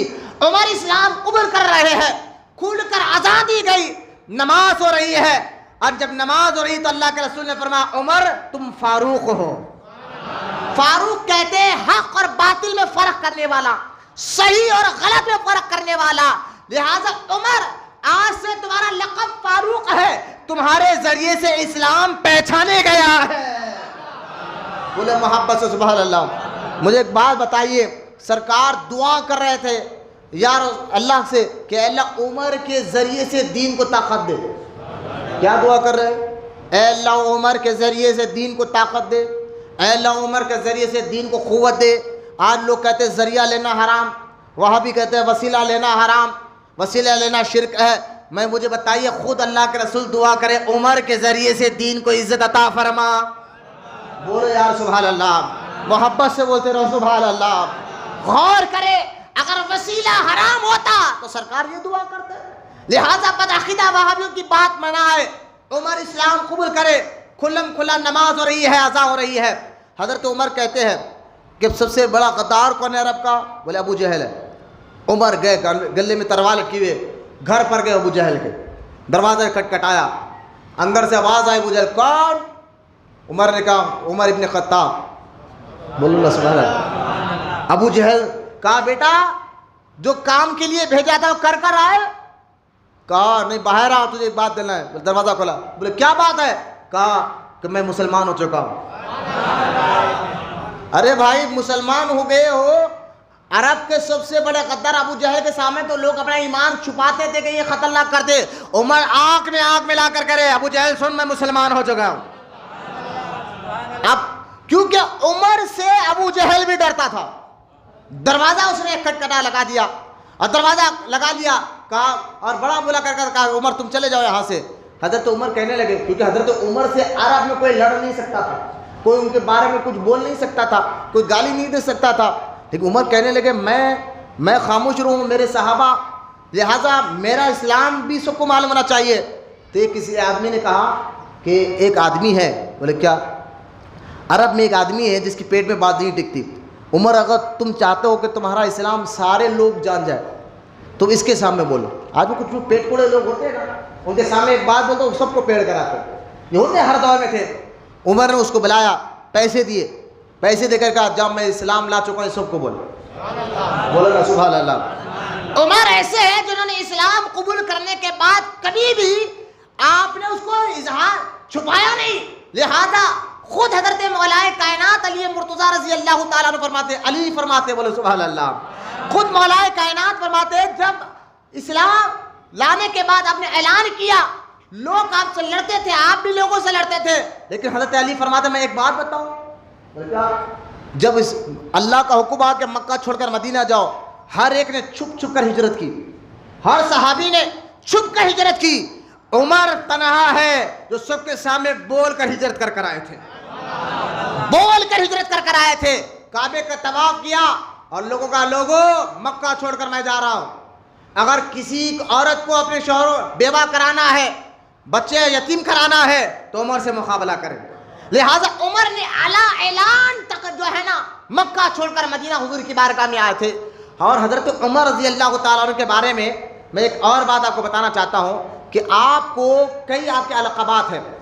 فاروق جیسا میں آپ کو بتایا کہ آپ کا لقب فاروق بھی ہے، فاروق کا معنی ہے کہ صحیح اور غلط میں فرق کرنے والا، بولے سبحان اللہ۔ ایک آپ کا لقب ہے غیظ المنافقین، غیظ المنافقین، منافقوں پہ زبردست شدت کرنے والے۔ حضرت عمر رضی اللہ تعالیٰ عنہ کو اللہ تعالیٰ نے ایسی کیفیت عطا فرمائی تھی کہ آپ کی نظر سے منافق نہیں بچ سکتا تھا۔ اور آپ دیکھیں ایک مدینہ پاک میں کیونکہ حضور سے بڑی محبت، بولو اللہ سبحان اللہ، اتنی شدید محبت سرکار سے، حضرت فاروق اعظم رضی اللہ تعالیٰ کے محبت کے بارے میں آپ کو کیا بتاؤں، اتنی شدید محبت کہ یہاں تک کہ ایک مرتبہ کیونکہ حضرت عمر رضی اللہ تعالیٰ عنہ کی کنیت تھی ابو حفص، ابو حفص کہتے ہیں کنیت یعنی حفصہ کا باپ، حفصہ آپ کی بیٹی تھی، ابو حفصہ ان کا نام تھا، تو لہٰذا آپ کے بیٹے بھی تھے۔ عرب کے لوگ جو ہے نا اپنا کنیت بیٹے کے نام پر رکھتے ہیں، عزت ابو عبداللہ، ابو عمر یعنی عبداللہ کا باپ، لہٰذا حضرت عمر نے اپنی کنیت بیٹے کے نام، حالانکہ بیٹے آپ کے تھے، بیٹے کے نام پر نہیں رکھی، بیٹی کے نام پر رکھی، بولے نا صبح۔ یہاں ایک راز بتانا چاہتا ہوں پھر میں آپ کو بتا دوں، غور کریں، بیٹی کے نام پر رکھی۔ آپ اپنے آپ کو ابو حفص کہتے تھے، کسی نے پوچھا آپ کے بیٹے بھی ہے، لوگ بیٹوں پر اپنی کنیت رکھتے ہیں کہ عبداللہ کا باپ جا رہا ہے، زائد کا باپ جا رہا ہے، تم اپنی بیٹی کے نام پر کنیت کیوں رکھ رہے ہو؟ حضرت عمر نے فرمایا جو عزت اس بیٹی سے ملی ہے، بولو نا سبحان اللہ، وہ کسی سے نہیں ملی، کسی نے ملی کیا؟ کہا فرمایا یہ میری بیٹی ہے اور میرے مصطفیٰ کی بیوی بھی ہے، بولو نا سبحان اللہ، میری بیٹی نے میرے حضور کی مقدس بیوی ہے اور لہٰذا یہ میری ماں کے مقام پر بھی ہے، کیونکہ اللہ تعالیٰ نے حضور کی بیویوں کو مسلمانوں کی مائیں کہا ہے، بولے محبت سے سبحان اللہ۔ جو عزت ملی ہے تو لہٰذا نسبت کا لات ذہن رکھنا یہ عربوں سے چل کر آیا ہے، یہ پیر کی نسبت ہے، یہ پیر کا کپڑا ہے. لوگ کہتے ہیں یہ نسبت کیا ہے؟ نسبت کچھ فائدہ نہیں دیتی. میں نے کہا حضرت عمر سے سیکھو. عمر کہتے ہیں نسبت کا فائدہ دیکھو، میں اپنے آپ کو ابو عبداللہ نہیں کہتا ہوں، ابو حفص کہتا ہوں. ایسی بیٹی کسی وجہ سے حضور آپ کی بیوی سے حضرت عمر کی بیٹی سے ناراض ہو گئے کسی وجہ سے، کچھ بات میاں بیوی کی بات کی کچھ مسئلہ تھا، کچھ بات پر ناراضگی ہو گئی. حضور جا کر بیٹھ گئے. حضور کو تلاش کرتے حضرت عمر آئے اور آ کر کہا کہ اپنی بیٹی سے حضور کہاں گئے؟ فرمایا کس بات پر مجھ سے ناراضگی ہوئی تھوڑی آپس میں میاں بیوی کی. وہ ناراض ہو کر وہاں جا کر بیٹھ گئے. حضور وہاں گئے. ایک خادم نے کہا کہ حضور آنے کی اجازت نہیں دے رہے. حضرت عمر نے کہا حضور سے کہو عمر آیا. بولے نا سبحان اللہ. عمر ملنا چاہتا ہوں.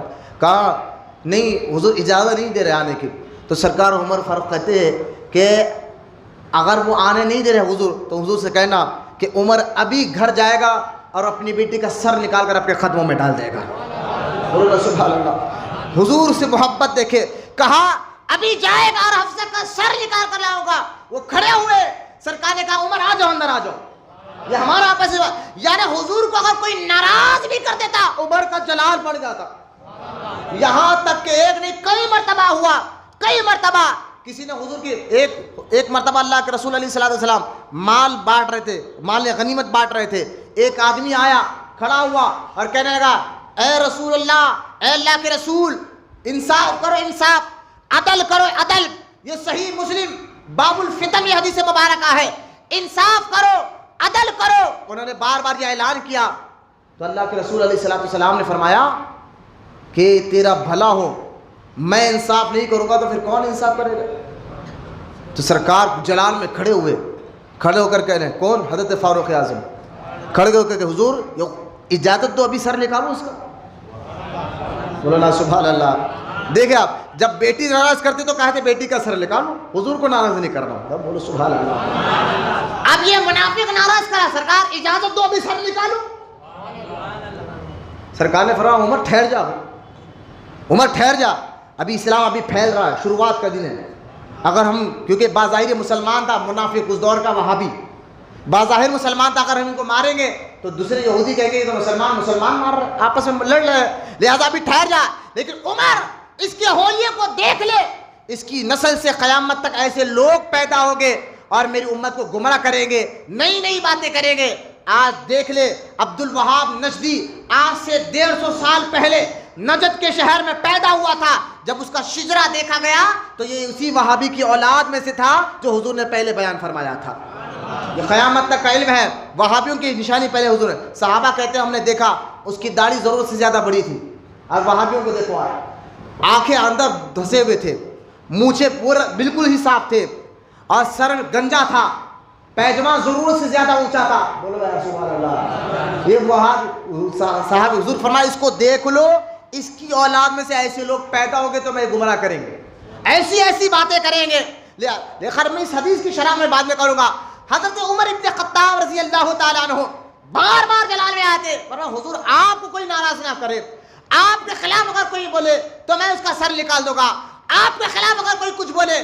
کیوں؟ کیونکہ حضور سے اتنی محبت. ایک مرتبہ خود اللہ کے رسول فرماتے ہیں عمر تم مجھ سے کتنی محبت کرتا ہے؟ عمر تم مجھ سے کتنی محبت کرتا ہے؟ فرمایا حضور میں اپنی جان کے بعد آپ سے محبت کرتا ہوں. سرکار نے فرمایا عمر ابھی ایمان مکمل نہیں ہوا. سینے پہ ہاتھ مارا، فرمایا عمر اب بتا اب کتنی محبت کرتا ہے؟ تو لہٰذا حضرت عمر کہنے لگے یا رسول اللہ اب تو اپنی جان سے بھی زیادہ آپ سے محبت کرتا ہوں.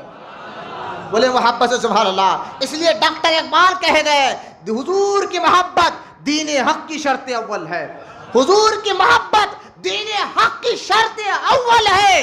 اسی میں ہو خامی تو پھر سب کچھ نامکمل ہے. اسی میں ہو اگر خامی تو پھر سب کچھ نامکمل ہے. کہ محمد سے وفا تو نے تو ہم تیرے ہیں، ارے جہاں چیز ہی کیا لوح قلم تیرے ہے. بولو نا سبحان اللہ. اعلیٰ حضرت امام احمد رضا خان کہتے ہیں اللہ کی سرتابہ شان ہے یہ، اللہ کی سرتابہ عظیم و شان ہے یہ. انسان نہیں انسان، وہ انسان ہے یہ. قرآن تو ایمان بتاتا ہے انہیں، ایمان یہ کہتا ہے میری جان ہے یہ. ایمان کی جان رسول پاک کی محبت ہے، ایمان کی جان رسول پاک کی محبت ہے۔ حضرت عمر کو غیظ المنافقین اس لیے کہا جاتا تھا، حضور کے دشمنوں پر اتنا جلال، اتنا سخت جلال میں آتے تھے کہ ایک واقعہ ہے مدینہ پاک میں کہ ایک آدمی یہودی میں ایک منافق میں لڑے ہوئے، تو منافق کہنے لگا چلو تمہارے یہودی کے سردار کے پاس۔ منافق تھا، بظاہر کلمہ پڑھنے والا، دل سے رسول کو نہیں مانتا تھا، لہٰذا وہ کہنے لگا چلو تمہارے یہودی کہنے لگا میں تمہارے نبی سے فیصلہ کرا تھا۔ وہ یہ منافق ہے، نبی تو حق کا بات بتائیں گے، لہٰذا وہ زبردستی کر یہودی کہنے لگا نہیں تمہارے نبی کے پاس ہے، نبی کے پاس ہے۔ حضور نے فیصلہ دیا یہودی حق پر ہے، حضور نے فیصلہ دیا یہودی حق پر ہے۔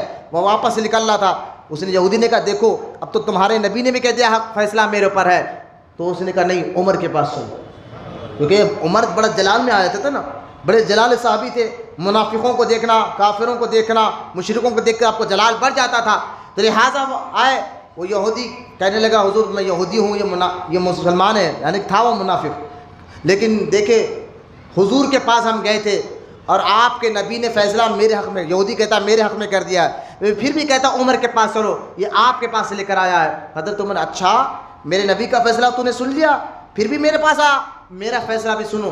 اندر گئے، واپس آئے اور تلوار نکال کر اس منافق کا سر نکال دیا۔ جو نبی کا فیصلہ نہ مانے عمر اس کا یہ فیصلہ کرتا ہے، بولو نا سبحان اللہ۔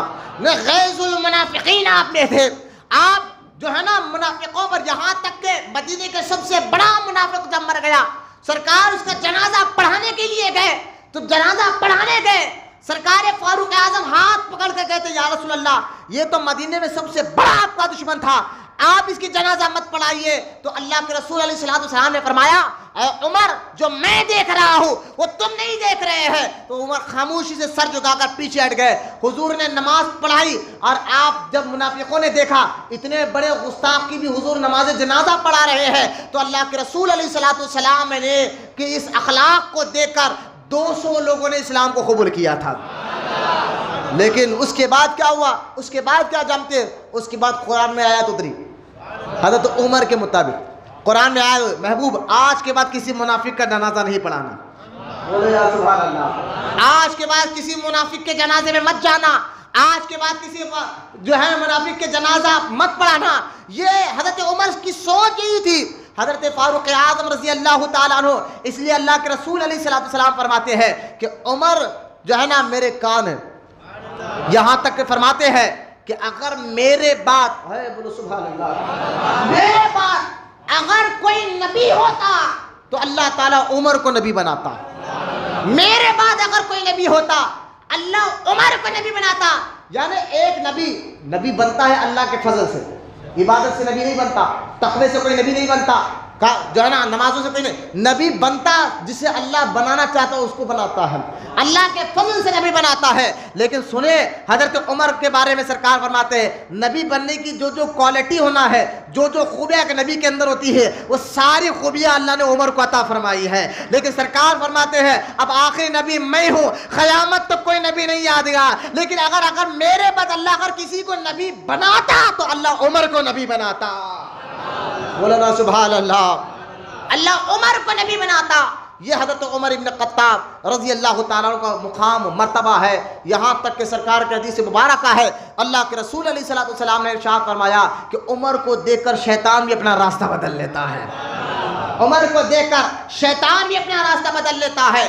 اور یہاں میں آپ کو ایک بات بتاتا ہوں، ایک اور حدیث مبارکہ میں اللہ کے رسول علیہ السلام نے فرمایا عمر کی زبان پر حق بولتا ہے، بولو سبحان اللہ۔ یعنی یہاں آپ کو بتا دوں حضرت عمر رضی اللہ تعالیٰ عنہ جیسا سوچتے تھے کسی کے بارے میں، تو اس آپ کی سوچ کے مطابق اللہ قرآن میں آیت اتار دیتا تھا۔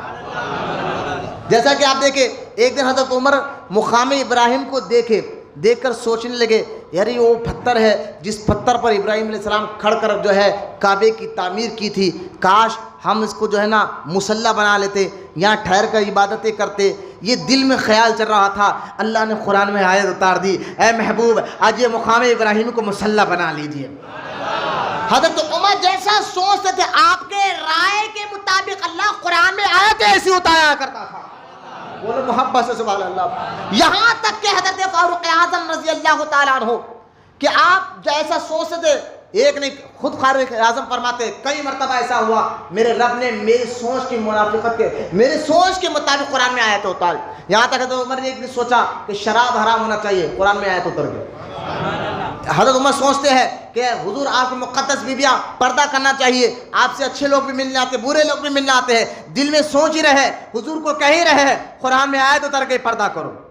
شراب کے بارے میں سوچ رہے، آیت اتر کی ہے شراب حرام ہے۔ حضرت فاروق اعظم رضی اللہ تعالیٰ عنہ، میں اس بات پر کیونکہ وقت ختم ہو گیا میں بتاتا آپ کے اور کیا خوبیاں ہیں، لیکن حضرت عمر ابن خطاب رضی اللہ تعالیٰ عنہ جب حضور کی ظاہری زندگی، ساری زندگی حضور ان سے راضی رہے، بولو لے سبحان اللہ، محبت سے بولتے رہے سبحان اللہ، کیونکہ صحابہ میں سب سے جلالی صحابی حضرت عمر ہے، اور اتنا جلال کہ دین کے خلاف ذرا بھی کام آپ برداشت نہیں کرتے تھے، اور عاجزی اپنے خود کی اتنی تھی کہ آپ نے اپنی ذات کے لیے کبھی کسی سے لڑا نہیں، لیکن اللہ کے لیے اگر کوئی معاملہ ہوتا تو پھر عمر نے معاف بھی نہیں کیا۔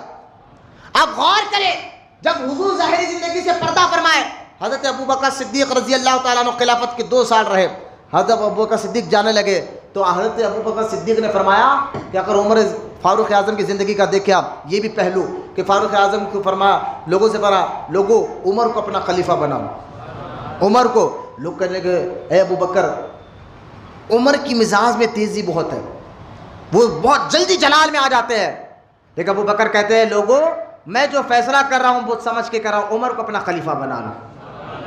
اب حضرت عمر رضی اللہ تعالیٰ عنہ کو خلیفہ بنانے کے لیے ابوبکر صدیق کے جانے کے بعد آپ خلیفہ بنانے کے لیے جب گئے، حدیث میں آتا ہے، روایت میں آتا ہے، جب آپ ابوبکر صدیق سے بات کرنے جا رہے تھے، سینہ ادھر اکڑا ہوا تھا، بات کر واپس آئے، سینہ بھی جھک گیا، سر بھی جھکا ہوا ہے، اور لوگوں کو حضرت عمر نے اعلان کیا لوگوں اللہ نے تمہارا خلیفہ مجھے بنایا ہے، مومنین کا میں امیر بن گیا ہوں، لیکن سنو اگر تمہیں میری ذات سے کوئی تکلیف ہوئی، میری وجہ سے کوئی تکلیف ہوئی تو آدھی رات کو تم مجھے بول سکتے ہو، میں تمہاری بات کو ایکسیپٹ کروں گا، میں تمہاری بات کو مانوں گا، میں تمہارے کبھی خلاف نہیں جاؤں گا، میری ذات سے اگر تمہیں کوئی تکلیف ہو رہی ہے تو بلا جھجک بولنا۔ اس لیے دیکھے حضرت عمر جا رہے تھے تو لہٰذا ایک آدمی پیر کر لمبر کر بیٹھا ہوا تھا، آپ کا پیر اس کے پیر کو لگا، اس نے دیکھا نہیں کہ عمر جا رہے ہیں، اس نے دیکھا پیر لگنا تھا، اچانک چھوٹتے اس نے گالی دی، حضرت عمر نے دیکھا،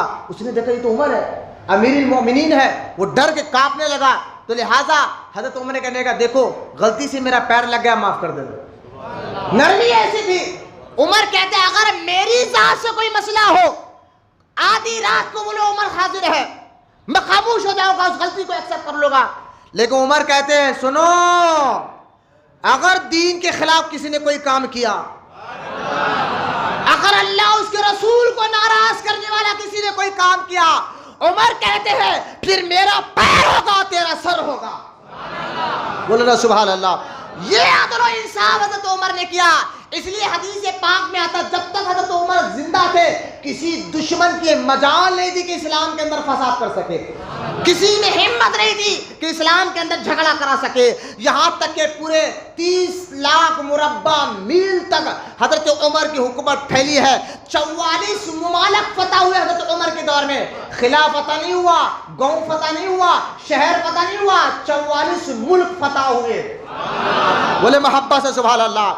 اس دور کا قیصر و کسریٰ نامی بادشاہ جو سپر پاور ملک تھا حضرت عمر کے دور میں، ایسا سپر پاور ملک تھا کہ آدھی دنیا پر اس کی حکومت تھی، فوج اس کے پاس زیادہ تھی، وہ کسریٰ جیسا بادشاہ عمر کا نام سنتا تو جسم کانپنے لگ جاتا تھا، سبحان اللہ۔ عمر نے فرمایا دین کی بات آئی تو پھر میرا پیر تمہارا سر ہوگا، اللہ دین کے خلاف میں جانے نہیں دوں گا۔ جب آپ کی حکومت پھیلی 44 ممالک تک آپ پھیلا، آپ پھر بھی دیکھیں آپ کا لباس کیسا تھا، ہے انگریزوں نے اس چکے نہیں کہا کہ اگر مسلمانوں میں ایک اور عمر پیدا ہو جاتا تو پھر دنیا میں صرف مسلمان رہتے، کیوں انگریزوں نے یہ بات کہی؟ آپ کا عدل، آپ کا انصاف، آپ کی سیاست جو حضرت عمر نے کر بتائی تھی، ارے انگریز تو انگریز کہو، گاندھی جی کو کہنا پڑا، نہرو کو کہنا پڑا، کری کا کہنا ایک طرف ہے، فاروق اعظم کی سیاست جو تھی، اب اس سے اندازہ کرے، آپ غور کرے کہ آپ نے دیکھا کہ ایک آدمی یہودی ہے، بوڑھا آدمی ہے، بھیک مانگ رہا ہے، آپ نے بلا کر تو بھیک کیوں مانگتا ہے؟ تو حضور میں اندھا بھی ہو گیا ہوں، بوڑھا بھی ہو گیا ہوں، مجھے ٹیکس دینا ہے. پھر کافروں کو مسلمان ملک میں رہنا ہے تو ٹیکس دینا پڑتا ہے نا، ہم بھی ٹیکس دیتے ہیں، ٹیکس دینا ہے تو بھی مانگو. حضرت عمر نے فرمایا آج کے بعد جتنے ہمارے ملک میں ضعیف بوڑھے غیر مسلمانوں کی باتیں کرو، ضعیف بوڑھے غیر مسلم ہے، حضرت فاروق اعظم ہے، ان پر ٹیکس معاف ہے. سیاسی نظریہ کہاں کون دے سکتے ہیں آج کے دور میں ہے؟ آج تو لاک ڈاؤن ہوا، غریب کا خون چوسنے پہ تلے ہوئے ہیں، تم کیا حکومت کر سکتے ہو؟ حضرت عمر ابن خطاب رضی اللہ تعالیٰ عنہ ہے، آپ کے اخلاق اور کردار کا یہ عالم تھا کہ سپر پاور ملک کا بادشاہ کسرا بھی آپ کے نام سے تھراتا تھا، اور آپ کا نام سن کر اس کے جو ہے نا پسینے چھوٹ جاتے تھے. ایک مرتبہ ملک کے روم کا بادشاہ کا ایک سفیر جانتے ہو آپ؟ تو بادشاہ اپنے سفیروں کو بھیجتے ہیں. آج بھی دیکھیے انڈیا کا سفیر جا کر امریکہ میں بات کرتا ہے، امریکہ کے سفیر وہاں سے آ کر یہاں بات کرتا ہے. ایک سفیر ملک کے روم کے بادشاہ نے ایک سفیر کو کہا کہ جاؤ عمر سے بات کر آؤ، کچھ مسئلے میں، سیاسی مسئلہ تھا، وہ مسئلے میں وہ جو ہے ملک کے روم سے مدینہ آیا، مدینہ میں آیا، لوگوں سے کہا یہ آپ کے مسلمانوں کے امیر جس کے خوف سے سارے دنیا کا بادشاہ کانپتے ہیں، بولو نا سبحان اللہ. وہ ایسی عاجزی کرتے تھے، جانتے آپ حضرت عمر کے لباس جو تھا نا، کپڑا جو پہنتے تھے، اس کپڑے پر کئی قسم کے پیمن لگے ہوئے ہوتے. کیا میرے رب کے سامنے عاجزی ہے. وہ حضرت عثمان غنی کہتے ہیں، کیونکہ گورنمنٹ کا پورا مال آپ کے ہاتھ میں کہ ایک ایک روپے کا حساب ہے. حضرت عثمان غنی کہتے ہیں ایک بار عرب میں بڑی سخت دھوپ تھی، دھوپ بھی ایسی. حضرت عثمان غنی کہتے ہیں میں دروازہ کھولا تو ایسی گرم لو آئی تو میں نے فوراً دروازہ بند کر دیا، اتنی گرمی، شدت کی گرمی. لیکن جب دروازہ میں بند کر رہا تھا تو میں نے ایک آدمی کو دیکھا اتنی کڑک دھوپ میں اونٹوں کو ہکال رہا ہے. میں حیران ہوا اتنی کڑک دھوپ میں کون ہے. دروازہ کھول کر جب آگے دیکھا تو میں حیران ہے کہ عثمان غنی کہتے وہ عمر ابن خطاب تھے. میں نے کہا یہ امیر مومنین یہ آپ کیا کر رہے؟ فرمایا عثمان یہ صدقے کو اونٹ آئے تھے، گورنمنٹ کے مال ہے، یہ بھاگ رہے تھے، ان کو ہکال کر جو ہے گورنمنٹ کا مال ہے، لوگوں کا غریبوں کا مال ہے، اس میں رکھ رہا ہوں. سیاست ایسی تھی. اور پھر بھی دیکھیں لباس پر کپڑے پیمن لگے ہوئے تھے، لباسوں پر کئی قسم کے پیمن لگے ہوئے تھے. یہ حضرت فاروق اعظم نے عدل انصاف ایسا کر کر بتایا، اس لیے آپ کو امام العادلین بھی کہا جاتا ہے. امام العادلین آپ تھے. وہ سفیر بادشاہ کا سفیر تھا، ملک کے روم کے بادشاہ کا. وہ مدینہ پاک میں آیا، کہا تمہارے امیر المومنین کا محل کہاں ہے، مجھے مل رہا ہے. میں نے سمجھا جب 44 ملک کا بادشاہ تو بڑے محل میں ہوگا. لوگوں نے کہا ان کا کوئی محل نہیں ہے. رہتے کہا وہ مسجد دکھ رہی، بولے ہاں مسجد کے پاس آرام کرے وہاں جاؤ. وہ گیا، وہ جا کر دیکھا اندر مسجد میں ایک آدمی اینٹ رکھ کر، اینٹ پہ ہاتھ رکھ کر لیٹے ہوئے. حکمران اگر ایسے ہو نا پھر دیکھے پھر معاملہ کیا ہوتا ہے. اینٹ رکھ کر لیٹے ہوئے. وہ اندر گیا، ادھر گیا، واپس آیا، آ کر پھر ایک آدمی سے کہا تمہارے امیر مومنین کا ہے، میں ملک روم سے آیا ہوں یار، بادشاہ کا سفیر ہوں، سیکرٹری ہوں، لہذا تمہارا امیر مومنین کا ہے. انہوں نے کہا یہ جو آرام کرا یہی عمر ہے. سبحان اللہ، یہی عمر ہے. لہذا وہ سفیر کہتا ہے میں نے عمر کو دیکھا کہ اینٹ پر سر لے کے لیٹے ہوئے ہیں، لباس پر کئی قسم کے پیبند ہیں. میں حیران ہوں، ارے یہ عمر تو وہ ہے جو روم کا بادشاہ جس کے نام سے کہا پتا ہے. یہی حضرت عمر کا کئی طریقہ تھا کہ آپ رات کے وقت اکثر گشت کرنے بھی نکلتے تھے. یہ عمر نے، حضرت عمر ہی نے پولیس کے محکمے بنے. حضرت عمر نے جو ہے نا جزیہ ٹیکس کا معاملہ، مرد شماری بھی حضرت عمر نے شروع کی. یہ سارے مرد شماری جو ہے نا، مردوں کو کتنے مرد ہیں، آدمی آئے ایک ملک میں کتنے لوگ رہے ہیں، یہ مرد شماری بھی حضرت عمر رضی اللہ تعالیٰ عنہ نے خود شروعات کی تھی. اور فرمایا تھا حضرت علی سے، اے علی کون؟ آج لوگ کہتے ہیں عمر سے لڑائی تھی، حضرت علی سے پوچھو. مولا علی فرماتے ایک بار حضرت علی رضی اللہ تعالیٰ ایک چادر ہمیشہ اوڑھتے اور ایک چادر کی بڑی تعریف کرتے. ایک مرید نے حضرت علی سے کہا اے علی جب بھی کئی چادروں کو میں آپ کے گلے پہ دیکھتا ہوں لیکن اس چادر کی آپ بڑی محبت کرتے اور اس کو بڑے چمتے، بڑی عزت کے ساتھ رکھتے ہیں. علی نے فرمایا یہ عمر کی چادر ہے. بولے نا سبحان اللہ. یہاں تک کہ عبداللہ بن عباس کہتے ہیں حضرت فاروق اعظم کا جنازہ سامنے رکھا ہوا تھا، ہم بیٹھے تھے رو رہے تھے، پیچھے سے ایک آدمی آیا میرے پیٹھ پر ہاتھ رکھ کر کہنے لگا عمر تجھ سے تو اللہ راضی تھے، رسول راضی تھے. عمر اگر مجھے قسمت ملی تو میں قیامت کے دن میں کہوں گا اے اللہ میرے پاس کچھ نہیں ہے، عمر کا تقوی لے کر تیرے پاس آیا ہوں، عمر کا ذریعہ لے کر تیرے پاس آیا ہوں. عبداللہ بن عباس کہتے ہیں ایسے موقع پر یہ کون دعا کر رہا ہے جو میرے پیٹھ پر ہاتھ رکھ کر پلٹ کر دیکھا تو مولا علی مرتضیٰ تھے. علی جس کے تقوی کی دعائیں لیتے تھے. آپ بولو سبحان اللہ. کہاں لڑائی جھگڑا دکھا؟ جن کی چادر سے علی محبت کرتے تھے کہاں علی میں جھگڑا دکھا؟ خود مولا علی فرماتے ہیں سنو، جب حضرت علی رضی اللہ تعالیٰ سامنے آئے، عمر رو رہے کہ اب میرا کیا بنے گا قیامت، میں تو جا رہا ہوں دنیا سے. حضرت فاروق اعظم سے اللہ راضی رسول راضی، جن کو حضور نے کئی مرتبہ کہا عمر جنتی ہے، پھر بھی خوف خدا دیکھے، آخرت کا درد دیکھے، لہذا حضرت علی کو دیکھ کر کہنے میں جا رہا ہوں، اللہ راضی ہوگا، اللہ میرے سے کیا پوچھے گا، کیا کرے گا؟ حضرت علی فرماتے ہیں اے عمر اللہ تجھ سے راضی ہے. یہ ہے حضرت علی میں عمر محبت. اے عمر اللہ تجھ سے راضی ہے.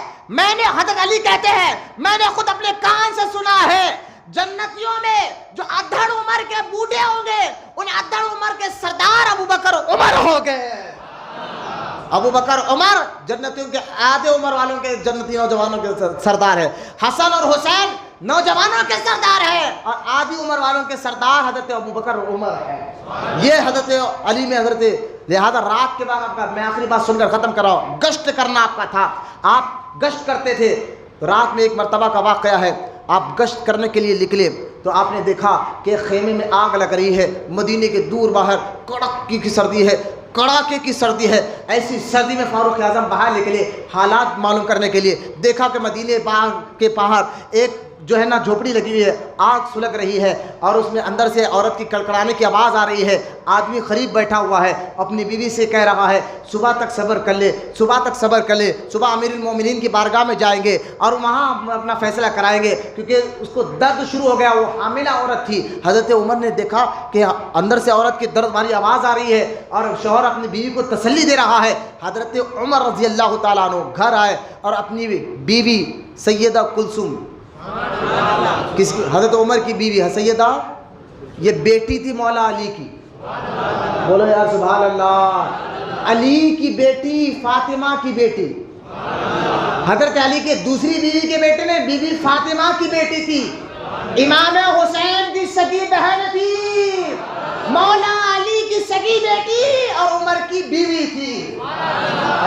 تم لڑائی تھی، علی نے عمر سے لڑا، عمر علی. ارے بھائی یہاں تو رشتہ داریاں تھے، تم کہاں شیعوں کے باتوں میں آ کر اپنے ایمان اور عقیدے کو برباد کر رہے ہو.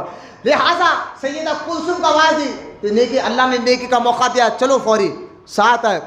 لہٰذا حضرت عمر اپنی بیوی کو لے کر گئے اور ہاتھ میں چولہا لیا اور لکڑیاں لیے. لہٰذا آٹا لیا، باہر آدمی بیٹھا ہوا خیمے کے، اپنی بیوی کو کہا یہ آدمی جانتا نہیں یہ عمر ہے. انہوں نے سلام کیا، بیوی کو کہا اندر جاؤ، اندر جا کر عورت کا حال کیا ہے دیکھو. اندر گئے اور حضرت عمر اس آدمی کے بازو بیٹھ گئے، چولہا رکھ دیا، لکڑیاں سلگ رہے، لکڑی تھوڑی کچی تھی. نیچے جھک کر حضرت عمر جو ہے نا پھونک مار رہے ہیں. اب جب پھونک مارے دھواں، ذرا اندازہ کرے، لکڑی والا چولہا ہے، دھواں نکلتا ہے، آگ جلتے ہیں، داڑھی سے دھواں نکل رہا ہے. وہ آدمی غور سے دیکھ رہا ہے یار اتنی رات کے لیے فرشتہ کون ہے جو اتنے کڑاکے کی سردی میں میری بیوی کے پاس اپنی بیوی کو بھی بھیجتا ہے. اور روٹی ڈالنے کے لیے بیٹھ گیا اور چولہا نیچے جھک جھک کر پھونک رہا ہے، آگ سلگا رہا ہے، دھواں اس کی داڑھی سے نکل رہا ہے، آنکھیں جل رہی ہے، لیکن یہ پھر بھی جو ہے نا خوشی سے روٹی بنا رہا ہے، یہ کام کر رہا ہے. لہٰذا یہ سوچ ہی رہا تھا. لہٰذا اندر سے خیمے سے ڈیرے کے اندر سے آواز آتی ہے امیر المومنین اپنے دوست کو مبارکبادی دو، بیٹا ہوا ہے. اب یہ بیٹا ہوا ہے، یہ تو بات اس کو یاد نہیں رہی. بولے یہ امیر المومنین، بولو یا سبحان اللہ، یہ مسلمانوں کا امیر ہے. تبھی تو عمر فاروق اعظم میں عدل انصاف کا یہ حال تھا کہ جانور یعنی شیر اور بکری ایک جگہ پانی پیتے تھے، شیر میں مجال نہیں تھی کہ بکری پر حملہ کر سکے. وہ فاروق اعظم کا عدل انصاف تھا، یہ سیاسی نظریہ تھا. 44 ممالک میں آپ جانتے کسی علاقے کا بصرہ عراق کا کسی کو اگر گورنر بنانا ہوتا حضرت عمر اس کو بلاتے، بولا کہ تجھے گورنر بنانا ہے پہلے یہ بتا. بس سی ایم نا، آج کے دور میں سی ایم، کسی اسٹیٹ کا سی ایم حضرت فاروق اعظم کو بنانا ہوتا تو اس سی ایم کو پہلے فاروق اعظم بلاتے، بلا کے تو گورنر ہے لیکن پہلے یہ بتا تیری کمائی کتنی ہے، پیسہ کتنا ہے، پراپرٹی کتنی ہے، سارا حضرت عمر لکھ لیتے. بولو یار سب سبحان اللہ. اس کے بعد کہتے جانا اور لیکن سنو، جس علاقہ کا تجھے میں سی ایم بنا رہا ہوں، پراپرٹی تو میں نے دیکھ لی، اس سے بڑھنا نہیں، اس سے بڑھنا نہیں۔ آج تو ہمارا معاملہ سے علاقے کا کارپوریٹر چھوڑ دے، اس کو کونسلر کے کروڑوں روپے کی پراپرٹی ہے، کون مشکل ہے، کروڑوں روپے کا گھر ہے، لیکن یہ فاروق اعظم کی سیاسی نظریات ہے، بڑھنا نہیں، بڑھے گا تو پھر سارا حساب دینا پڑے گا۔ تنخواہ تجھے اتنی مل رہی تو اتنا کہاں سے آیا؟ اس سارا حساب لکھنے کے بعد پھر بھی کہتے تھے سننا، ترکی کے گھوڑے پہ نہیں بیٹھنا۔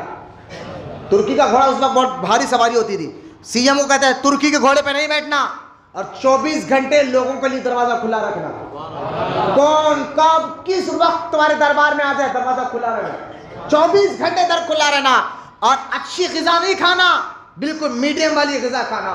یہ فاروق اعظم کے دور میں گورنر تھے، اور حضرت عمر ابن خطاب خود کئی فوجی جنگ میں جاتے نا، حضرت فاروق اعظم کے دور میں کئی قسم کے لڑائیاں ہوئے، اور ہر لڑائی میں خط آتا، جیسا میسج آتا نا، ایک کے بعد ایک میسج، ایک کے بعد ایک میسج، اس طرح فاروق اعظم کے دور میں ایک کے بعد ایک خط آتا، حضور ہم نے یہاں کی جنگ جیتی، حضور ہم نے یہاں کی جنگ جیتی، حضور ہم نے یہاں کی جنگ جیتی، ایک کے بعد ایک میسج آتا۔ کئی فوجی حضرت فاروق اعظم کے دور میں جنگ کے لیے گئے ہوئے تھے، کئی فوجیوں کی بیویاں مدینے میں رہتی تھی۔ فاروق اعظم جیسا ہی نماز فجر پڑھاتے، پڑھنے کے بعد اشراق کے بعد مسجد سے نکلتے اور اس فوجی کے گھر پر جاتے، دروازہ کھٹکھٹاتے، اندر سے آواز آتی، کون؟ کہا امیر المومنین عمر ہو۔ اے میری بہن، تمہارے شوہر تو فوج میں گیا ہوا ہے، تمہیں کھانے کی کوئی ضرورت ہے، سودا کیا لانا ہے بتاؤ، راشن کیا لانا ہے بتاؤ۔ وہ کہتی ہے امیر المومنین اندر تو آئیے، کہا نا تمہارے شوہر گئے ہوئے ہیں، تم تنہا ہو، اب مجھے یہ بتاؤ کہ راشن کی ضرورت کیا ہے۔ کہا حضور ہم منگا لیں گے، نا فوجیوں کے تمہارے شوہر فوج مجاہد گئے ہوئے ہیں جنگوں میں، میں نے سنا کہ مدینے کے دکان والے تمہیں مال، کیونکہ تمہارے مرد نہیں ہے، تمہیں مہنگا سودا ہے، لاؤ تمہارا سودا عمر لائے گا، دیکھتے ہیں کون کیسا مہنگا سودا بیچتا ہے۔ بولو یا سیاسی نظریے پہ بولو سبحان اللہ۔ اس لیے چونکہ انگریزوں نے نہیں کہا، اگر اللہ ایک اور عمر کو پیدا کر دیتا تو پوری دنیا میں پھر اسلام ہوتا۔ ایسے حضرت فاروق اعظم رضی اللہ تعالیٰ عنہ، آپ کو 26 آج ہی کے دن ختم ہو گیا، انشاءاللہ میرا ارادہ تھا کہ اور کچھ بولوں، لیکن میں نے اور 5 منٹ زیادہ آپ کے لیے لیے ہیں۔ انشاءاللہ امید کرتا ہوں آپ آنے والے اتوار کو ہم فاروق اعظم کا یوم منائیں۔ لوگ تانا دے رہے ہیں محرم کے سامنے، آپ امام حسین کا ذکر کریں، فاروق اعظم کا، میں نے کہا یہ شیعوں کا تانا ہے، سنی دونوں سے محبت کرتا ہے، ہم تو محرم بھی مناتے ہیں، امام حسین کا ذکر پاک بھی مناتے ہیں، لہٰذا فاروق اعظم کا یوم ہے تو ہم ان کا یوم منائیں گے۔ اور سرکار نے فرمایا عمر رضی اللہ تعالیٰ عنہ، آسمان میں جتنے تارے اتنے نیکیاں عمر کے ہیں، لہٰذا آپ کو ابو لولو مجوسی نے آپ پر حملہ کیا تھا 26 ذی الحجہ کو، آپ کے سر پر اس نے مارا تھا، اور اس کے پھیپڑ جسم پر بھی آپ کے کئی بار آئے تھے۔ جب آپ کو پانی پلایا جاتا تو پھیپڑوں سے باہر نکل جاتا۔ 3 دن کے بعد 30 ذی الحجہ پہلی محرم کو آپ وفات پا گئے، اور آپ کا مزار مبارک جو ہے نا اس وقت حضرت ابوبکر صدیق، حضور کے جو سینے مبارک کے پاس سر ہے ابوبکر صدیق کا، حضور کے مزار کے سینے مبارک کے پاس سر ہے ابوبکر صدیق کا، اور ابوبکر صدیق کے سینے مبارک کا سر ہے عمر ابن خطاب کا۔ اور جس طرح آج مزار ہے نا، حدیث میں آتا ہے اسی طرح ظاہری زندگی میں حضور ابوبکر عمر اسی طرح لے کر امت کے بارے میں باتیں کرتے تھے، بولو نا سبحان اللہ۔ جس طرح آج لیتے ہیں نا اپنے مزاروں میں، ایسے ہی سیم ظاہری زندگی میں مسجد نبی میں حضور لیٹتے، حضور کے سینے کے بعد برابر ابو بکر لیٹتے، ابو بکر کے سینے کے برابر عمر لیٹتے، اور امت کے بارے میں بات ہوتی تھی، ہمارے بارے میں۔ آج وہ مزار میں اس طرح لیٹے ہیں اور ہماری فکر کر رہے ہیں۔ عمر ابن خطاب سے محبت کرنا فرض ہے، نماز سے زیادہ فرض ہے۔ جو صحابہ کو گالی دے وہ مسلمان نہیں، جو صحابی سے محبت کرے وہ مسلمان بھی ہے، مومن بھی ہے، وہ سنی عاشق رسول بھی ہے۔ لہٰذا انشاءاللہ آنے والے اتوار کو اسی مسجد میں صبح 10 بجے سے ہم پروگرام رکھیں گے، یوم فاروق اعظم، اور اس وقت میں آپ کو صحابہ کا باطنی مقام کیا ہے انشاءاللہ بتاؤں گا، حضرت عمر ابن خطاب کا باطنی مقام کیا ہے، روحانیت کس کو کہتے ہیں، فاروق اعظم کی روحانیت کیسی تھی، جس کی روحانیت کے سامنے سرکار فرماتے ہیں عمر جس راستے سے گزر جاتا ہے شیطان راستہ بدل لیتا ہے۔ یہ روحانیت کا کون سا مقام سرکار بیان فرما رہے ہیں۔ انشاءاللہ زندگی باقی رہی، یہ اتوار کو اب ضرور آئیں گے نا، تشریف لائیں گے، کوشش کریں انشاءاللہ صبح 10 بجے سے، ہر اتوار کا حلقہ ہوتا ہے، تو یہ پروگرام ہے صبح 10 بجے سے، اس کے بعد ظہر کے بعد کھانا بھی کھلایا جائے گا۔ اللہ کی بارگاہ میں دعا ہے مولا ہم تمام کو کہنے سننے سے زیادہ عمل کی توفیق عطا فرما۔ اللہ تعالیٰ ہم تمام کے کبیرہ اور صغیرہ گناہوں کو معاف فرما۔ میرے مولا ہمارے ظاہر باطن جسم روح دل کو پاک بنا دے، اور بالخصوص حضرت عمر ابن خطاب رضی اللہ تعالیٰ عنہ کے صدقے میں مولا ہم سے راضی ہو جا، اور ان کے عرص پاک کے صدقے میں مولا ہمارے مشکلوں کو ختم فرما، ہماری مصیبتوں کو ختم فرما۔ وما علینا الا البلاغ والحمد للہ رب العالمین۔